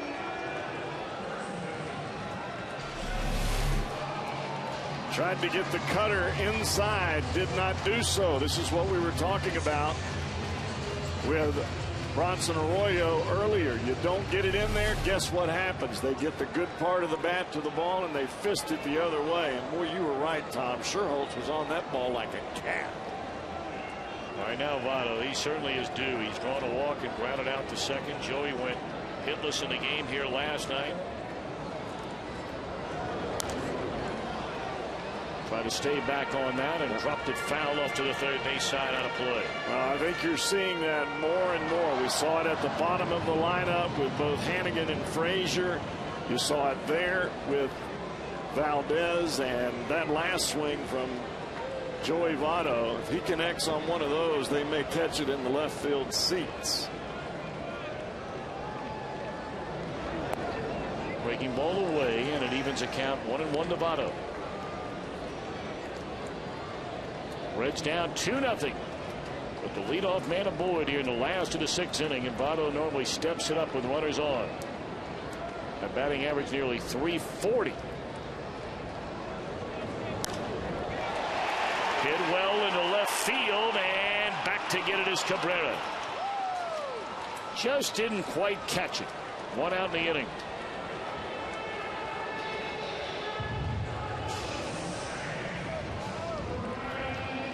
Well, the problem in this situation, Tom, is with a pitcher that's throwing as soft as Barry Zito, you've got to supply the majority of the power, and to drive it out the other way, you really have to catch it right on the perfect sweet spot of the bat.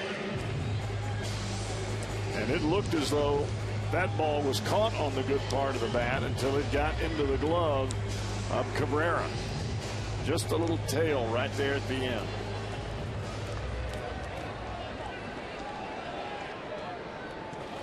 Now Brandon, he's drawn a walk and popped up to the first baseman, Buster Posey.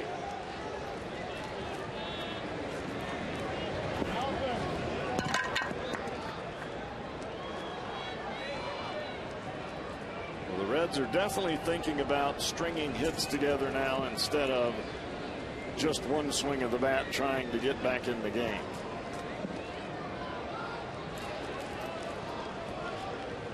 Brandon, a big 2-run home run here last night. And that's off the outside corner. Good eye.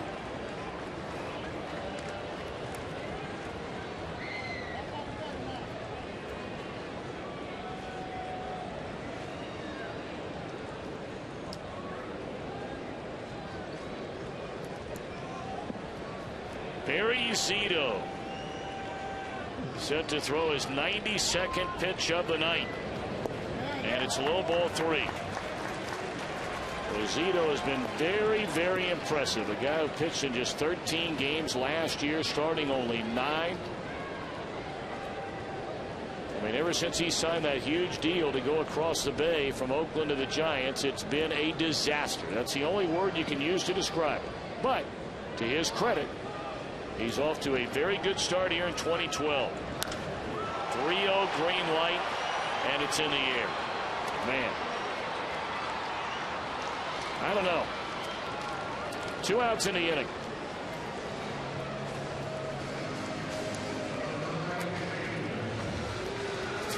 Green light and hit a fly ball the other way.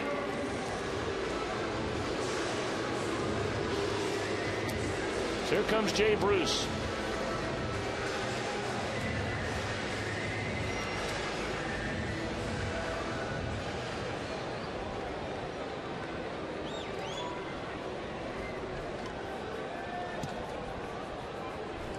Got to know what you can and what you can't hit. Bruce more than capable of tying this thing up. And a breaking ball that he thought was high and outside is called strike 1 by Jerry Davis. Bruce struck out in the first inning, stranding 2, and popped up to Shearholtz in right his last time up.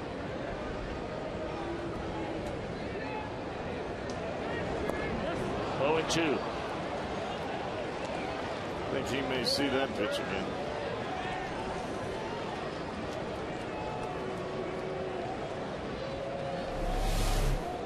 Back-to-back curveballs. First one a strike. The next one he just moves it out a little further. Tantalizing.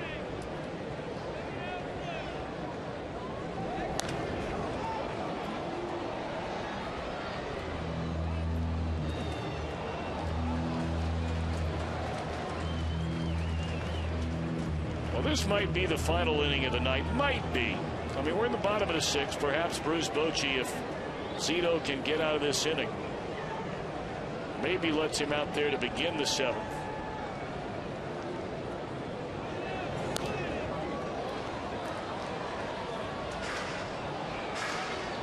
I mean, if you can call the guy throwing the ball 84 miles an hour, giving you a dominant performance, I mean, he has just overwhelmed the Reds batters tonight. I mean, there have not been 2 balls the entire game, maybe 3 balls the entire game that have been hit hard.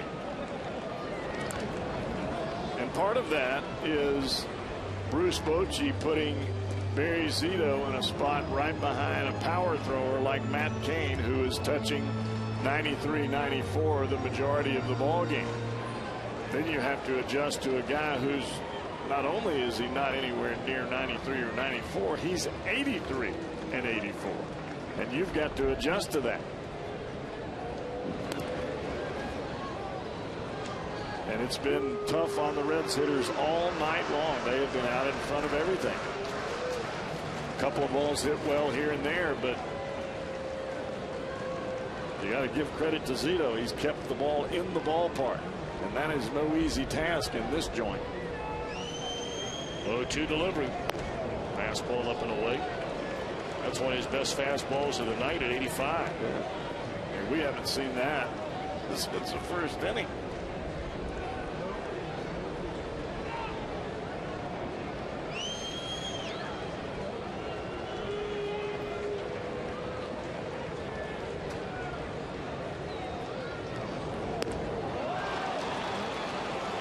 Boy, he just mowed down Votto, Phillips, and Bruce after the leadoff hit. We go to the 7th, still a 2-0 Giants lead.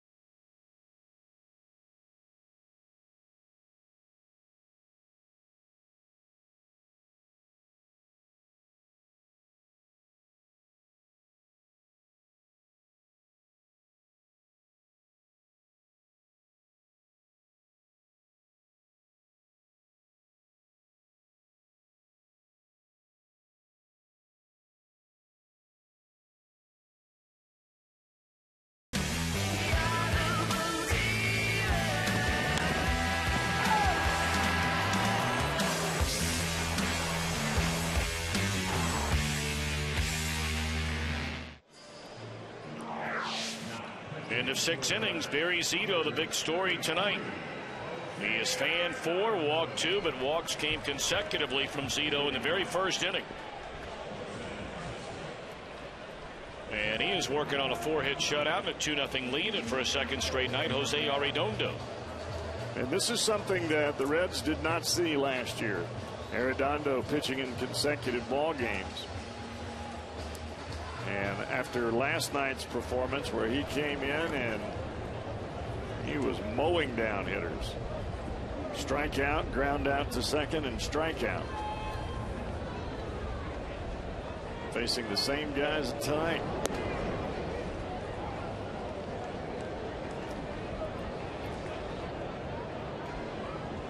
Well, congratulations to J.J. Hoover, his major league debut. He walked the first batter he faced. He got an out, been an inning-ending double play. So a very, very nice big league debut for young Mr. Hoover. Well, it's amazing, Tom, when you've been in the minor leagues and you haven't seen the defensive plays that you see at this level. And all of a sudden you see a bunt go down, and he literally got hit, almost hit in the head with the ball as Votto spun around to throw. But I'm sure he's not used to seeing that kind of aggressiveness. And it gives you a lot of confidence knowing that the guys play behind you full bore from the time they cross the line, and it makes you want to go full bore, give your best effort every time you're out there, knowing you're going to get the best defense that's possible.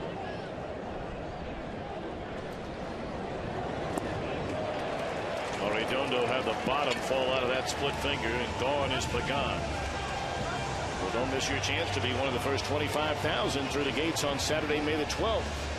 And get your very own Joey Votto bobblehead presented by the Ohio Lottery. This year's bobblehead commemorating the first Rawlings Gold Glove Award for Joey Votto. That'll be the Reds in the National Saturday, May the 12th.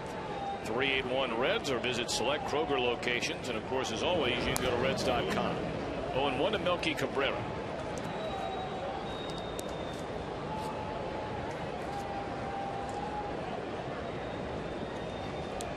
After a couple of bad games, couple of off days on that trip through St. Louis, and really it was one very bad game where they got kicked around by the Cardinals, gave up 11 runs in one game, this one in the air. I tell you what, those games will have been few and far between for this Reds pitching. Here tonight, only allowing 2 runs. Last night gave up a 2-run home run. That was in the 9th inning of a blowout. The last 5 games, the Reds a 4-1 record and a 2.6 ERA. Their overall team earned run average is 3.7. You pitch like that all year, you get any offense to speak of at all, you've got a chance. But you do have to get some offense. Just ask the Giants last year. Well, this Reds club is going to hit, and they're going to hit with a vengeance. They keep getting that kind of pitching. It's going to be an awfully fun finish to 2012. But you got to keep it up. It's only April.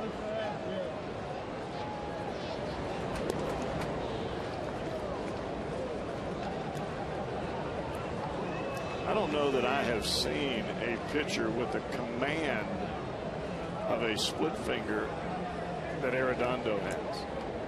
He can throw it in the dirt. He can throw it for a strike. I mean, a 2-0 split finger that he starts inside. It looks just like his fastball. It's the best hitter they got going right now. In Sandoval, he missed that ball by a foot.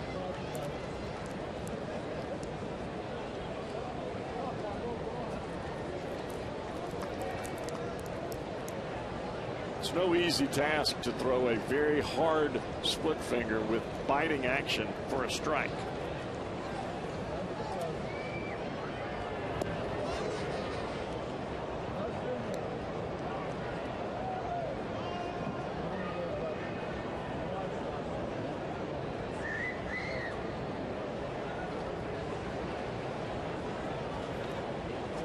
The count on Sandoval, who has 1 hit in 3 at-bats. There's that same pitch you were talking about, Cowboy, and he missed it again by a foot. we know that Sandoval likes to swing the bat. You walk Pablo Sandoval, you've done something special.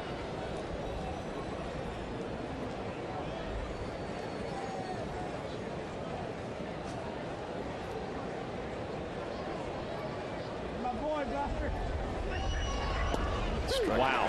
And that's what I'm talking about. Being able to throw it for a strike and drop it in the dirt. That's money.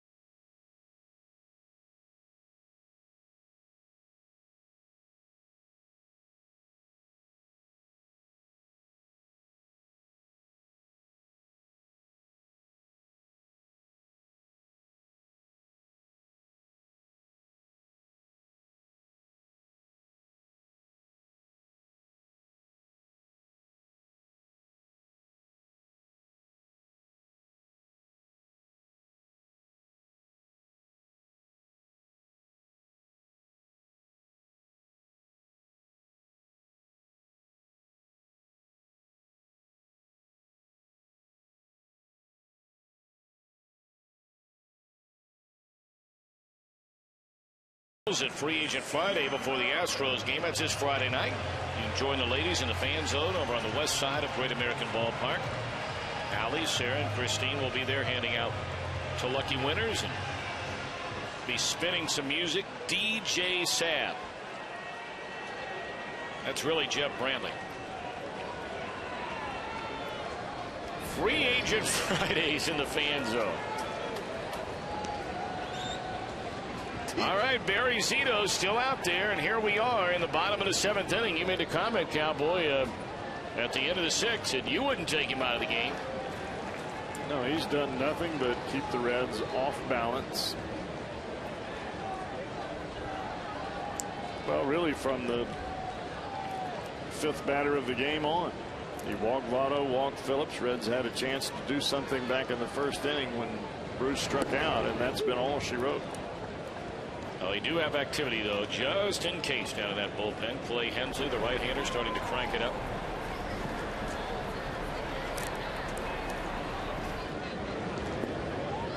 Of course, the Giants lost like the Reds lost their closer for the season. Brian Wilson for the Giants. Ryan Madson for the Reds after both season-ending elbow surgery. There you look at Madson. He's in town, obviously, to begin his rehab work.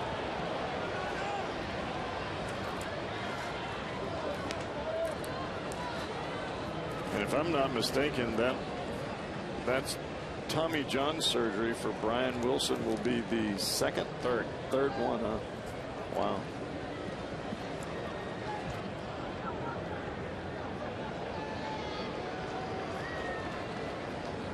You know what? I want to double check that. I thought I read 3rd.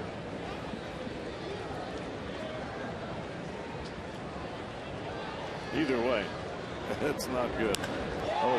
That one in the air, way back for Scotty Rowland, and the Reds are on the board.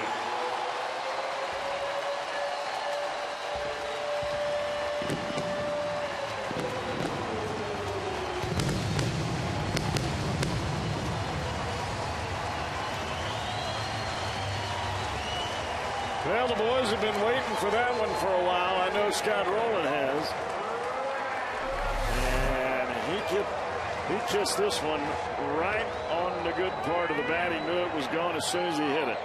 When you see that head drop from Rolen, you know that baby is headed for the seats. Boy, I don't know if I've seen another player where the dugout got more excited for that home run, because everybody is rooting for Scott Rolen. Well, there's no doubt about it, who the leader in that clubhouse is, and it's number 27.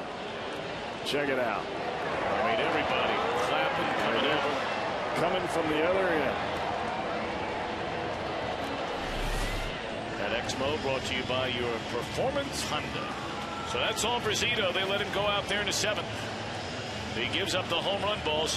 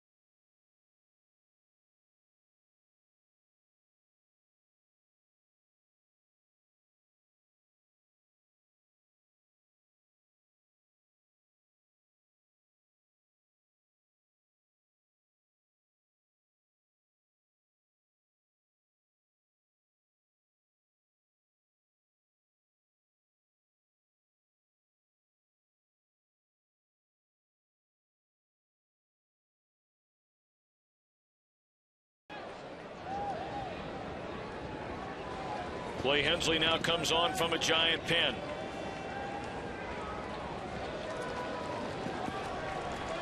Ninth game is not yet allowed an earned run.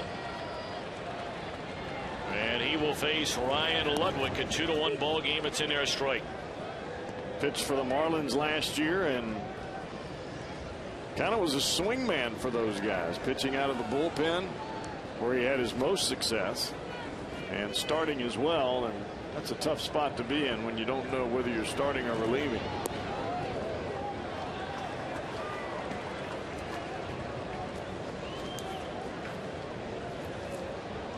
And I'll say this for Bruce Bochy, he's going to have a rough go in that bullpen without a designated closer, trying to figure out how you're going to finish games.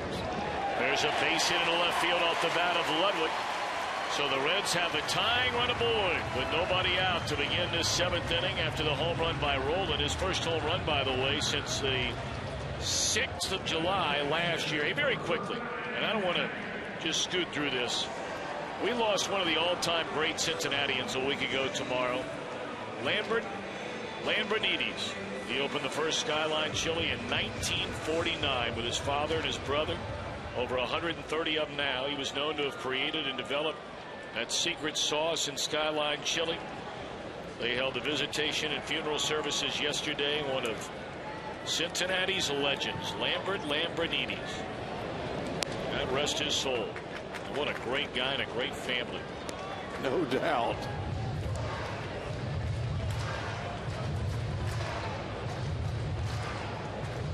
That guy's a legend. Oh, yeah. Our thoughts and prayers to their entire family and friends. So many of them. 89 years young. Hannigan squares and bunts it. And Hensley lost his footing and threw it down the line. Ball is stuck in the tarp. So 2 bases are going to hold the runner at third. And you saw Hensley He lost his footing thinking about throwing the ball to second. And then by the time he gathered himself and threw to first, he threw it down the line. Well, we talked early about offense being contagious. Well, you put pressure on the defense, and look what happened. A simple sacrifice bunt put in play, and you try to be too aggressive, you lose your footing, and look where that baby goes. Off the tarp, about 40 yards down the right field line. Willie Harris going to come up and bat now for Jose Arredondo. Of course, when the Reds made that deal to trade away Juan Francisco, and certainly Francisco did a lot of things to anger the Reds organization. I mean, there's very little doubt about that, but well, they were banking on Francisco being a huge part of this organization at third base, not only years to come, but for this year. And he was that big left-handed bat off the bench, and when he was traded away, it enabled Willie Harris to be on the opening day roster. This is a huge at-bat for Harris. Tying run at third, go ahead run at second, and nobody out. 0-1. Saw Willie come on last night, had an infield hit. You know, it was 1 out after Ludwig had hit that home run to make it 3-0 in the 7th inning last night. And then Willie got the 5-more-run rally started with an infield hit. You've got the infield playing back with no outs. Oh, boy. Straight up in the air. And this is a first out of the inning.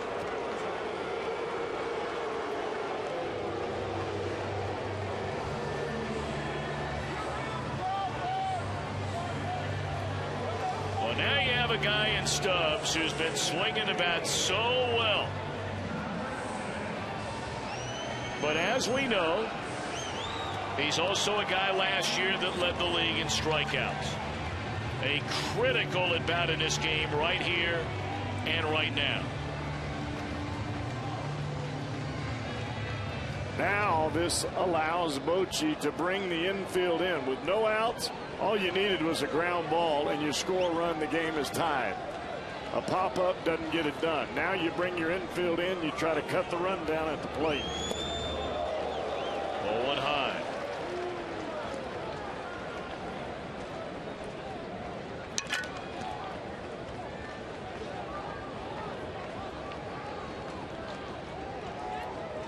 Well, the Giants have put it on a silver platter right there after the throwing error by Hensley. And a breaking ball stays high. 2 balls and no strikes. You know, Tom, it seemed to me that the approach that Willie Harris had in that at bat, I think he was thinking about hitting the ball into the outfield versus hitting the ball on the ground. And with the infield back and with his speed, hitting it on the ground was the best play, not the fly ball.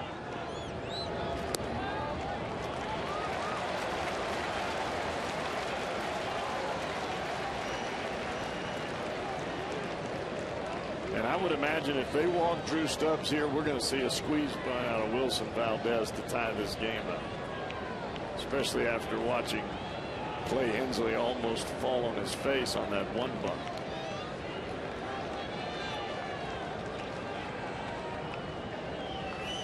The count on Drew Stubbs. And there's ball 4, and they're loaded. Well, that certainly is an option. There's so many different ways to look at this thing. You know, Valdez is generally not a guy that's going to drive the ball into the seats. We know that. But there is always that danger on a suicide squeeze of a lot of things going wrong and never giving you a chance to get it out of the infield. Well, the last thing that you want to have happen is a double play here. And with a guy who bunts the ball as well as Valdez, it is a major option for Dusty Baker. But you have to execute. Well, he did it, you may remember, to tie a game against the Cardinals. The final game of that last homestand, he had a bunt hit earlier in that game and then did it again. Swings away on the first pitch, and he's down, strike 1. Well, Valdez getting a rare start tonight. Dusty Baker giving Zach Cozart a night off. Second time already this year Cozart has gotten one of those in a early part of this year.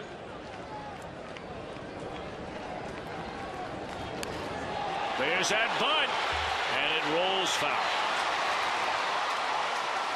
Of course, how when he tried to bunt for a hit more than just try and bunt to bring in the run. Those two bunts he had in the Cardinal game, he pushed the bunt up the first baseline. And this is the one that wound up tying the game. Well, he had a left-hander on the mound, and when you have a left-hander on the mound, you try to push bunt the ball to the right side, because traditionally left-handers fall off to the third base side. With a right-hander on the mound, you try to get that bunt down to the third base side. He just got a little bit too much topspin and got it too close to the line.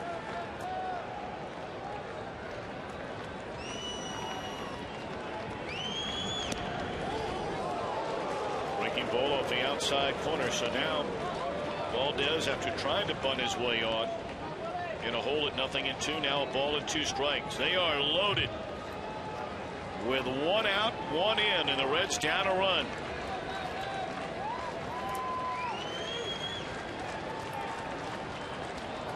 And boy, will you like, no matter what happens here, you'd love to get Joey Votto to the plate somehow, some way. In the air, right field. Is it deep enough? Catch made by Shearholtz. Here comes the runner. Here comes the throw. Slide, and he's in there safely. As the ball gets away and the other 2 runners advance, and we're tied at 2 on a fly ball from Wilson Valdez. That is a great at bat.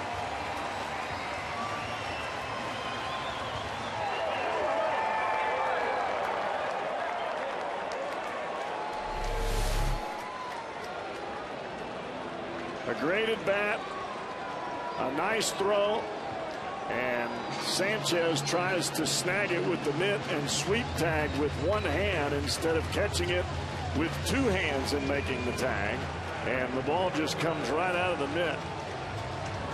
And it appears they're going to make a play on third base for leaving early, and it's not going to happen.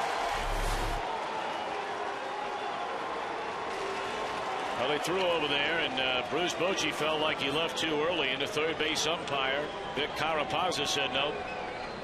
Well, Carapazza was standing right there on top of the bag as the runner left. Well, now the question becomes, you have a left-handed batter in Joey Votto coming up. You've got a base open, Bruce Bochy coming out, no signal. Yeah, there is a signal. They're going to bring in a left-hander. Jeremy Affeldt, it appears to be. Yep. The former Cincinnati Reds.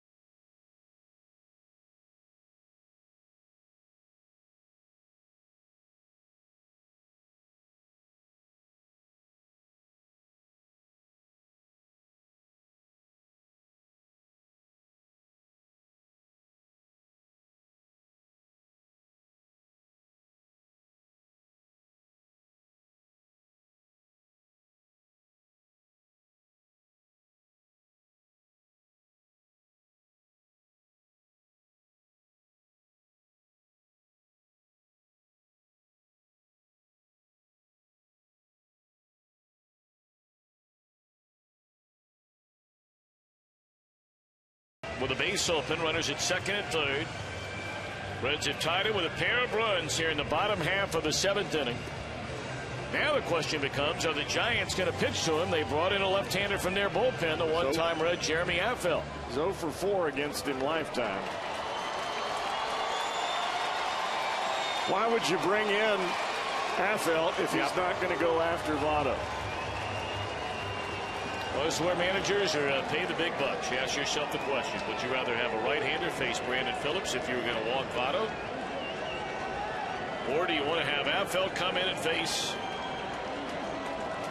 one of the best hitters in the league? Breaking ball in there, strike. That just gave us our answer. Well, there you see the numbers so far this year. Of course, Votto has really not swung the bat well to begin this season. Not at least the Joey Votto we're used to seeing. But it also tells you why Brandon Phillips is hitting behind Votto. Wild pitch, and the Reds have the lead.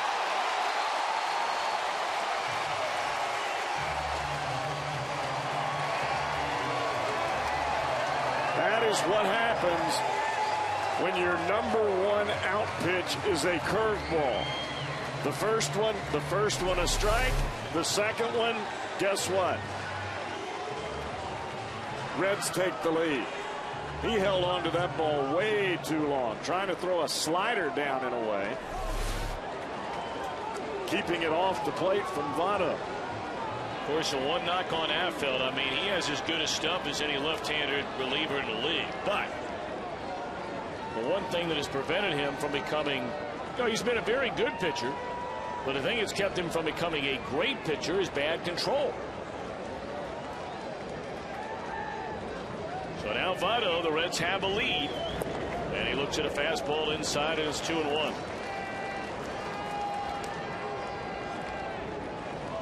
A 3-run bottom of a 7th inning that began with a home run by Scott Rowland, and then the critical throwing error on a sacrifice bunt put down by Ryan Hannigan. You know, Tom, we talked early about how contagious winning can be and how it transfers over to offensive prowess. The Reds showed it last night, and they've showed it again tonight.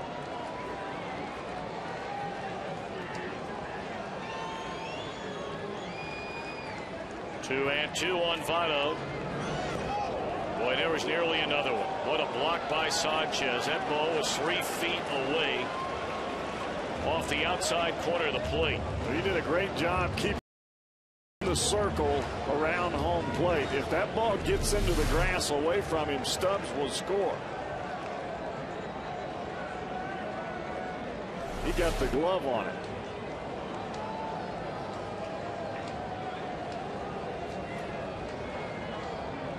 Three and two now on Votto. Runner at third, and here it comes. Line into straightaway center field, and this will bring in another run. Joey Votto, a missile to center field, and the Reds have a 2-run lead.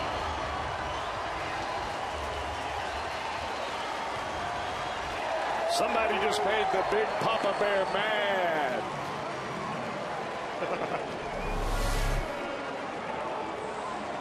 Hiya! Fastball right down Broadway. He hit that ball so hard, he had Angel Pagan looking up into the seats, wondering where it was going. Well, Joey Votto safe at second, safe and secured. New York life. Votto, his 10th run batted in. A 4-run inning against a trio of Zito, Hensley, and now Affeldt. And here's Brandon Phillips. And a tapper down to third. And that'll do it. But 4 runs for the Redlegs in the bottom of the 7th. It all began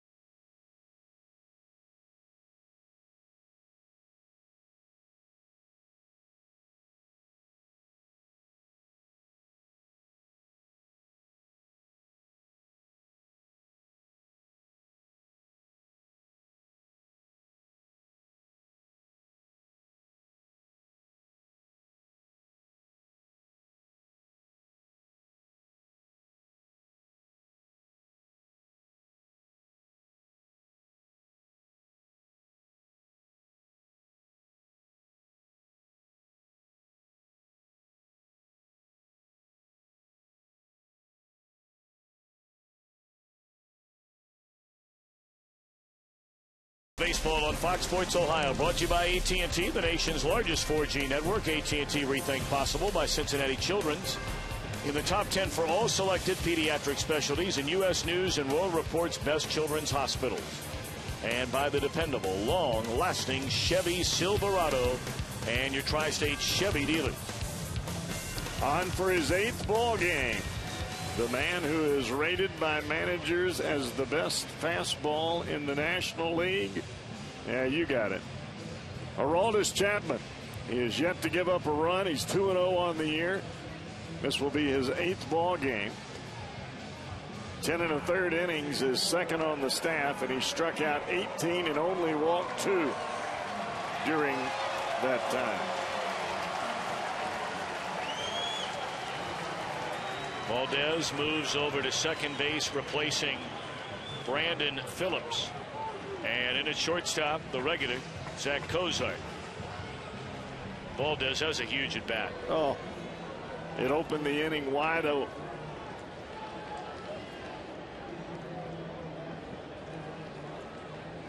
He's been pretty key for the Reds early. Pretty good.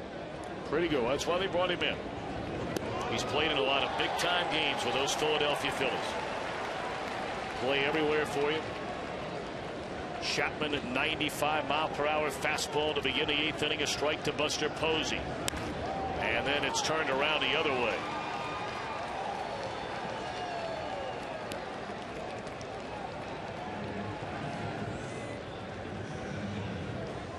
What a job out of the bullpen. Major League debut by J.J. Hoover. 1 inning, 1 walk, no runs. Arredondo lights out in a perfect 7th with a pair of strikeouts. And now this game firmly in the hands of Chapman and Sean Marshall to try and nail it down. And this is the inning right here. You've got the middle of the order come up. Posey's already got a single.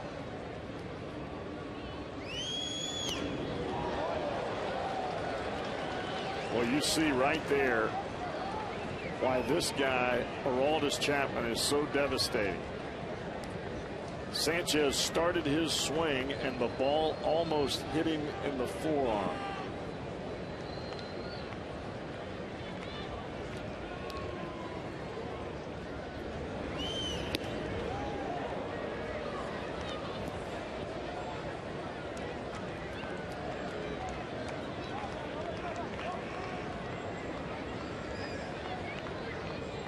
It's amazing how early the hitters have to start their swing against Chapman.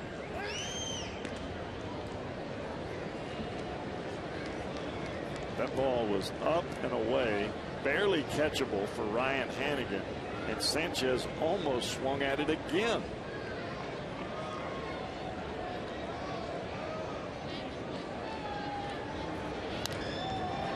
A pretty good swing at that one. Found it straight back to the screen.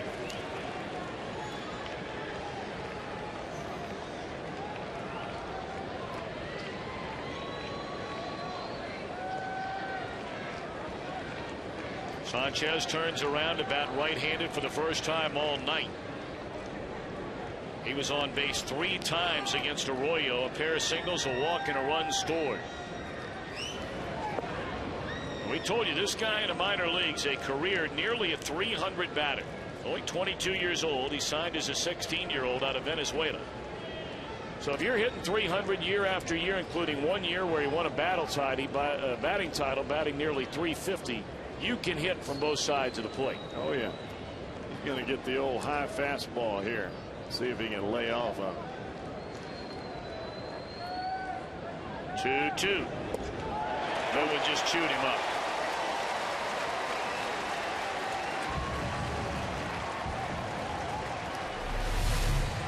Hannigan setting up inside, and that ball not only got inside, it had a little cut to it. Whew. So he threw 96 with just a fraction of a cut. Forget it.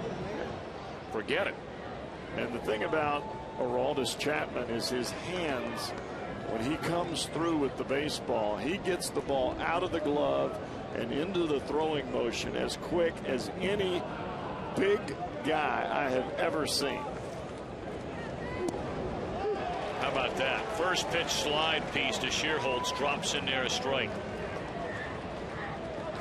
You're trying to gauge the fastball, so I'm going to take the first pitch, and it's a snapdragon.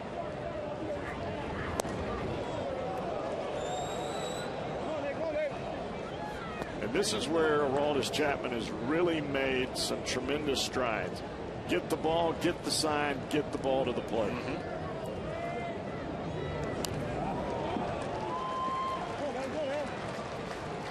Don't give the hitter any time to think about it. Don't give him any time to try to pump himself up, to try to get himself encouraged or whatever it may be. Go on the attack and stay on it.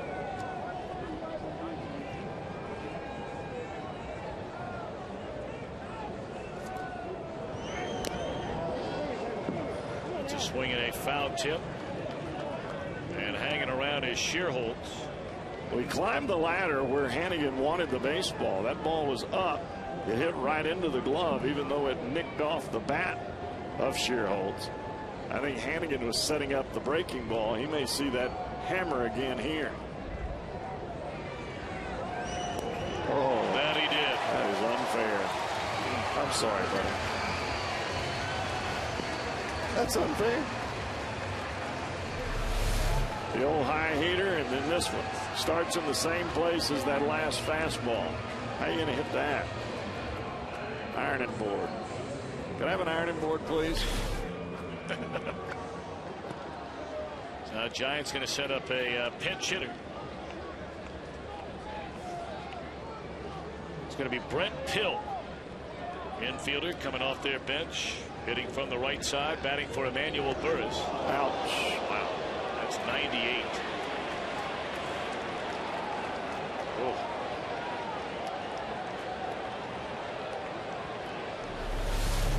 You wanted it in, and this one cuts way in, right in the rib cage. That is going to hurt tomorrow. Oh, man. That's a big old boy standing at first base that just got hit with that ball. I'd be laying on the ground with some tears. Former Red Roberto Kelly there. He'll forever be known as a man who was traded for Paul O'Neill. That didn't work out real good. And no knock on Roberto Kelly. Paul O'Neill just came into his own. He really did. Got to the Yankees. Boy, did he become just an outstanding player. And Roberto was a good player.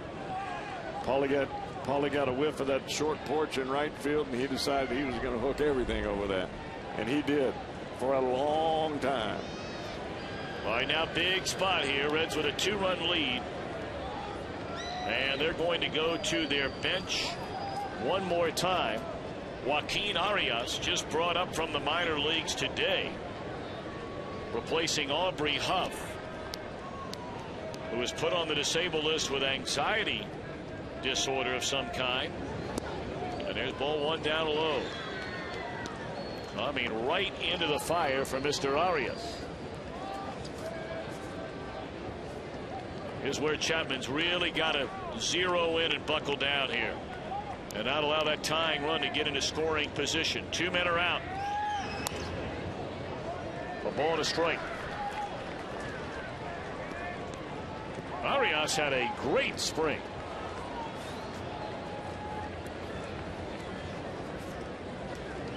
We saw him quite a bit out in Arizona. He's 27 years old, was a big league camp non-roster invitee, but was hitting .400 this year in the minor leagues with 17 runs batted in. Oh, and look what caught Chapman. A missile that caught him.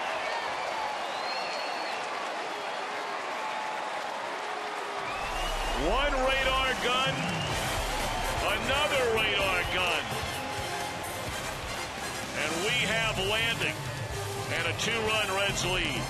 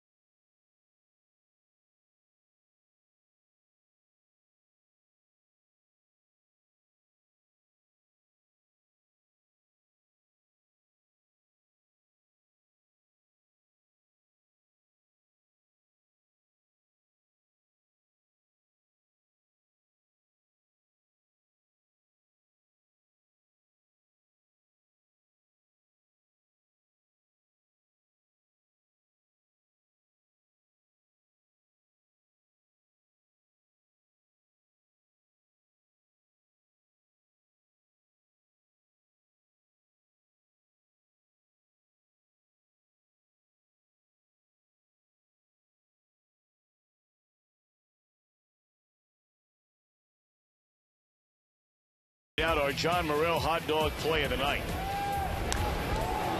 Tell you what, Chapman made it look cool.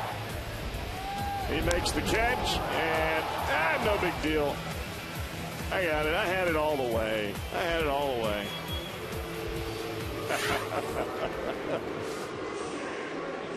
Sergio Romo, the right-hander, comes on for the San Francisco Giants. 4 scoreless innings over 5 outings.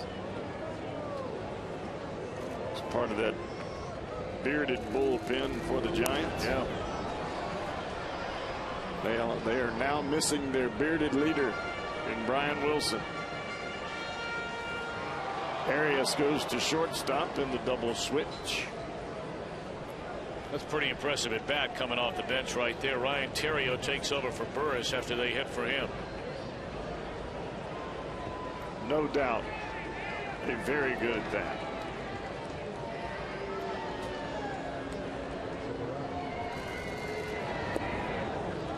But I would have to say that Joaquin Arias, after the spring that he had and hitting as well as he was in AAA to start with, he is a dead red, and I mean bright red, fastball hitter. Might have a little trouble with that wrinkle.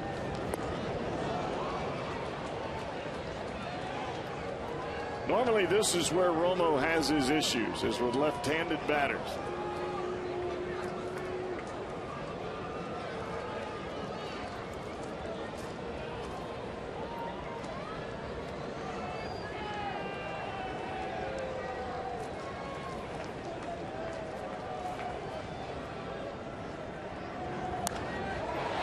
Line into left field and caught.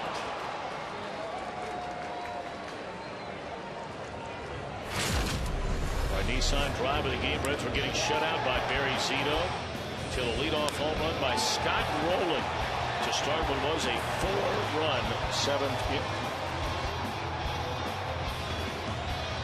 Tell you what, you couldn't have got a better reception in the dugout than what Scott Rowland got when he came in. Everybody wants the leader to do well, and did he ever? Tell you what, these last 2 nights in the 7th inning, 10 runs, 6 of them last night and 4 of them tonight. You know, we were talking about Romo last night, and you talked about Cowboy, how he'll have his issues from time to time against the left-handers. But I tell you what, last year, for every 1 walk, he struck out 14 batters. That's the highest ratio by a Giant pitcher since they moved to California in 1958. He had a reliever's equivalent of a perfect game last year. Now granted, it was spanning 15 games, but he had a stretch last year where he retired 31 consecutive batters.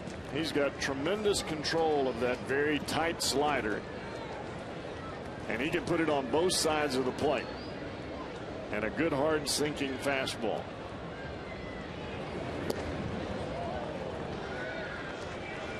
And the thing that he probably does the best, Tom, is he keeps the ball down. He doesn't hurt himself. He's not walking guys. He's not putting guys on. No free passes. He usually makes you hit your way on, and it's usually you got to hit a breaking ball.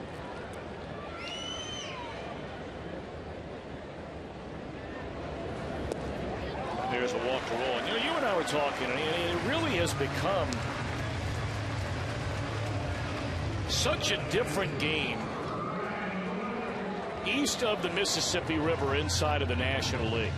I mean, it really is amazing the difference in the game of baseball, the way it's being played in the National League West as opposed to the way it's being played in the Central and the East. Now, we know the Giants won the World Series 2 years ago. Okay, so I'm not insinuating for a second that it's a better brand of baseball east of the Mississippi. It's just different. Well, they play to those large ballparks. There's an enormous difference in the ballpark. Well, I think for the fans who watch sometimes on TV, they don't understand. I mean, to go and see it and to watch when balls leave the bat, this ballpark, Milwaukee, to a lesser extent St. Louis, Minute Maid Field, And then all of a sudden you go watch a game at Petco or AT&T Park, to a lesser extent Arizona and Colorado, but certainly even Los Angeles, especially at night. It's a different animal. If you're going to hit a home run in those ballparks that are in the National League West, you got to hit the ball down the line. And I mean right down the line. Because if you don't, you're going to hit it out into no man's land. And that's why you have speed in the outfield, and you have a bullpen that can hold a one-run lead late in the game, because there is not going to be a whole lot of scoring out there. Talk about the Giants last year. They finished 10 games over 500. And they scored the fewest number of runs in the National League by far. Almost 200 less runs than the Reds. But they pitched like there was no tomorrow. Yep. Romo, it looked like he caught his spike. He did. When he came off the mound, it looked as though that hole that is in the rubber, or right in front of the rubber, it appeared as though his right foot just got stuck as he came forward. No, I take that back. His left ankle hit the dirt first. And that happens sometimes when you drop that left leg a little bit too soon. I think he's a little more embarrassed than he is hurt at this point. Watch the front foot hit the dirt right down in here. And down she goes.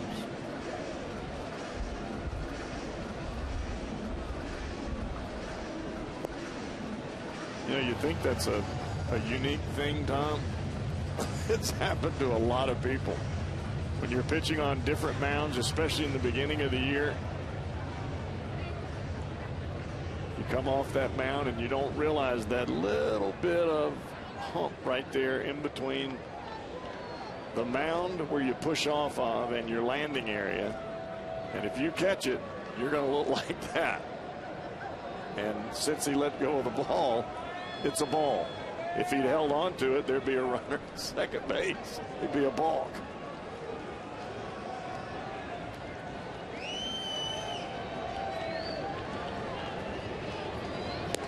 Breaking ball, a swing and a miss by Ludwig. Out number 1 here in the 8th. That is the money pitch for Mr. Romo. He will slider you to death. He reminds me of old Larry Anderson, the human slider, the announcer for the Philadelphia Phillies now. But he would come into the ball game and he had 4 or 5 different speeds and breaks on the same pitch. Slider, slider, slider, slider, cutter, curve, whatever, however you want to call it. They were all breaking ball. Boy, when he was healthy, he was mighty good. He was nasty. You didn't want to hit off that guy. He broke more bats and never jammed anybody. Just got it off the end. And one of the great characters of the game. What a guy. He still is. Yeah, that's what I mean. What a guy. Still is. Now, you talk about a fun guy to be around. You put him and this guy over here, Kruko, in the booth together. Oh, my goodness. You're going to come out with a bellyache.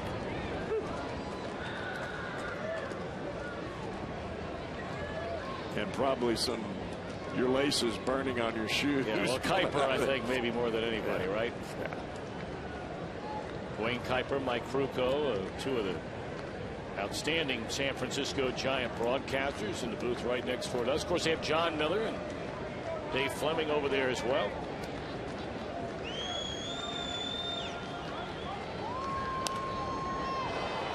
I have known those guys since I signed my first professional contract back in 1985.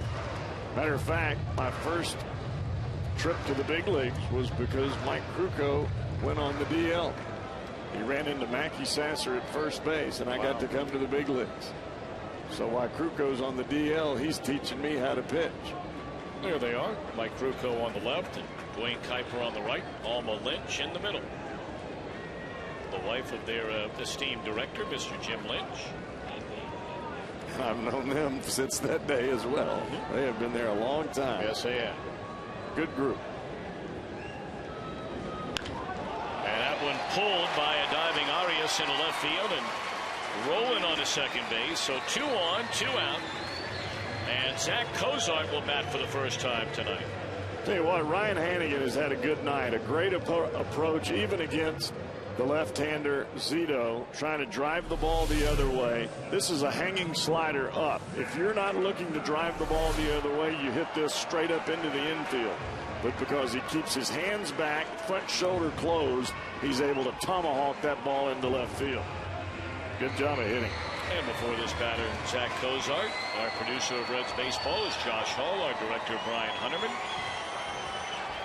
Graphics coordinator Lauren White. We thank, as always, Matt Sigafus for all the great replay work. Up here in the booth, Jesse Jackson, Joel Luckham, and a cast of thousands.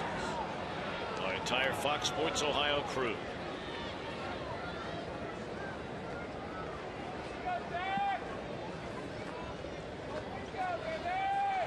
Two on, 2 out, 0-1 on Cozart. Did not get the start, came in the last inning on defensively, and now bats, and he's behind 0-2.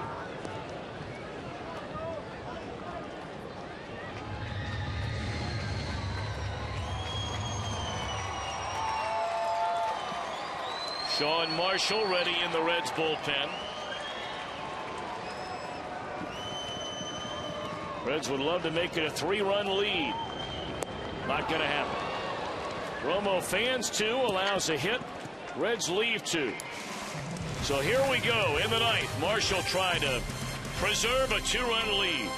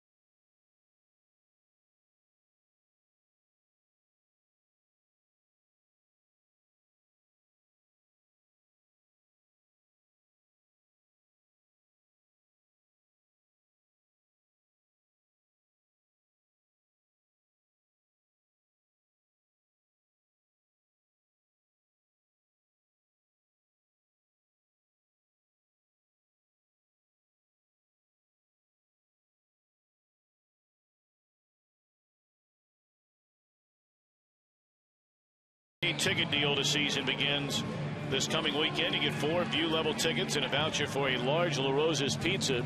Reds and the Astros Friday, Saturday, Sunday. And make sure to take advantage. A great deal. 4 for $48. 381 Reds for tickets, or visit reds.com.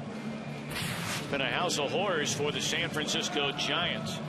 Reds have won 6 straight games, averaging 7 runs per game, completely shutting this offense down in this ballpark. I mean, it has been thorough domination, even going back further than just the last 6-7 games. They've owned them for the better part of the last 3-4 years. But none of that means anything as we begin the 9th inning tonight. And Sean Marshall trying to get the final 3 outs. And he's facing a former teammate from a few years back when they were wearing the Cubby Bear uniform together. Ryan Theriot.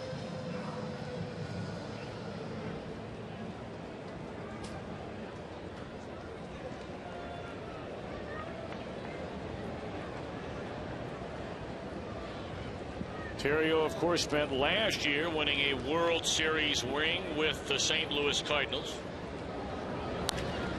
Weak ground ball. Valdez gobbles it up. 1 pitch, 1 out in the ninth.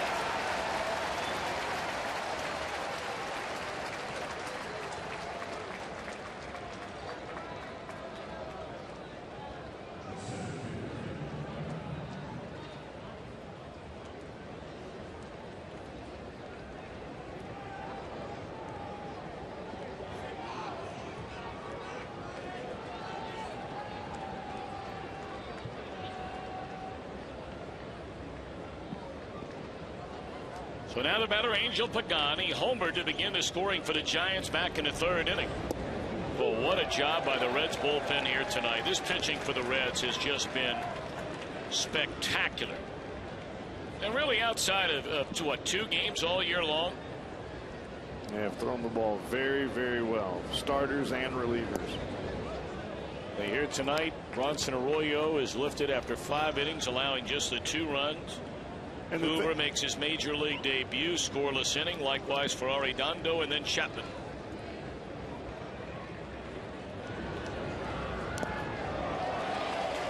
And you're talking about a team in the Reds that lost 2 of their best pitchers right out of the gate.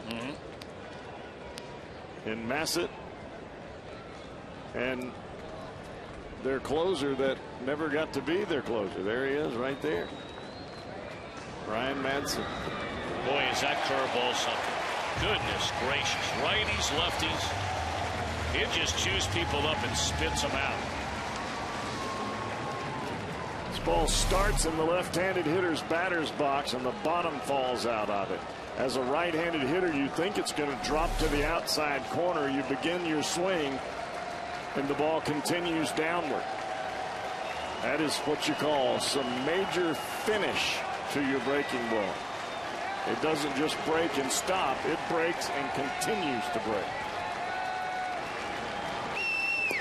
Arredondo in line to get the win here tonight.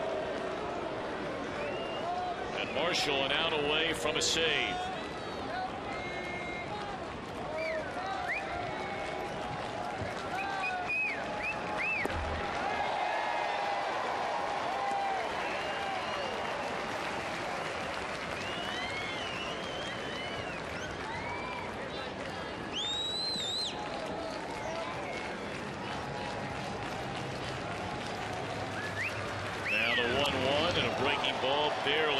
Contact is Cabrera. You know, the issue with that breaking ball, Tom, that Sean Marshall is throwing, if you don't swing, it's a strike. And if you swing, you're going to probably foul it off because of the downward motion that comes with the pitch.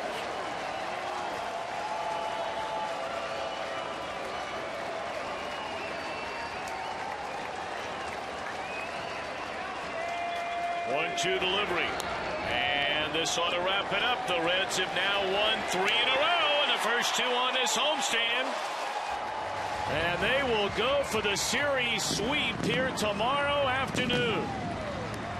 Offense comes up with 4 in the 7th inning after getting 6 runs in the 7th inning last night. And the quartet of Hoover, Arredondo, Chapman, and Marshall, 4 innings of 1 hit shutout baseball with 5 strikeouts and only 1 walk. You pitch like that, you keep your team in the game, and when it's time to strike offensively, you make it happen, and the Reds did all of that. Arredondo the winner. Reds 4-2 victors, and their record is even at 9 up and 9 down. First time they've been at 500 since they were 3-3 leaving here after the first homestand.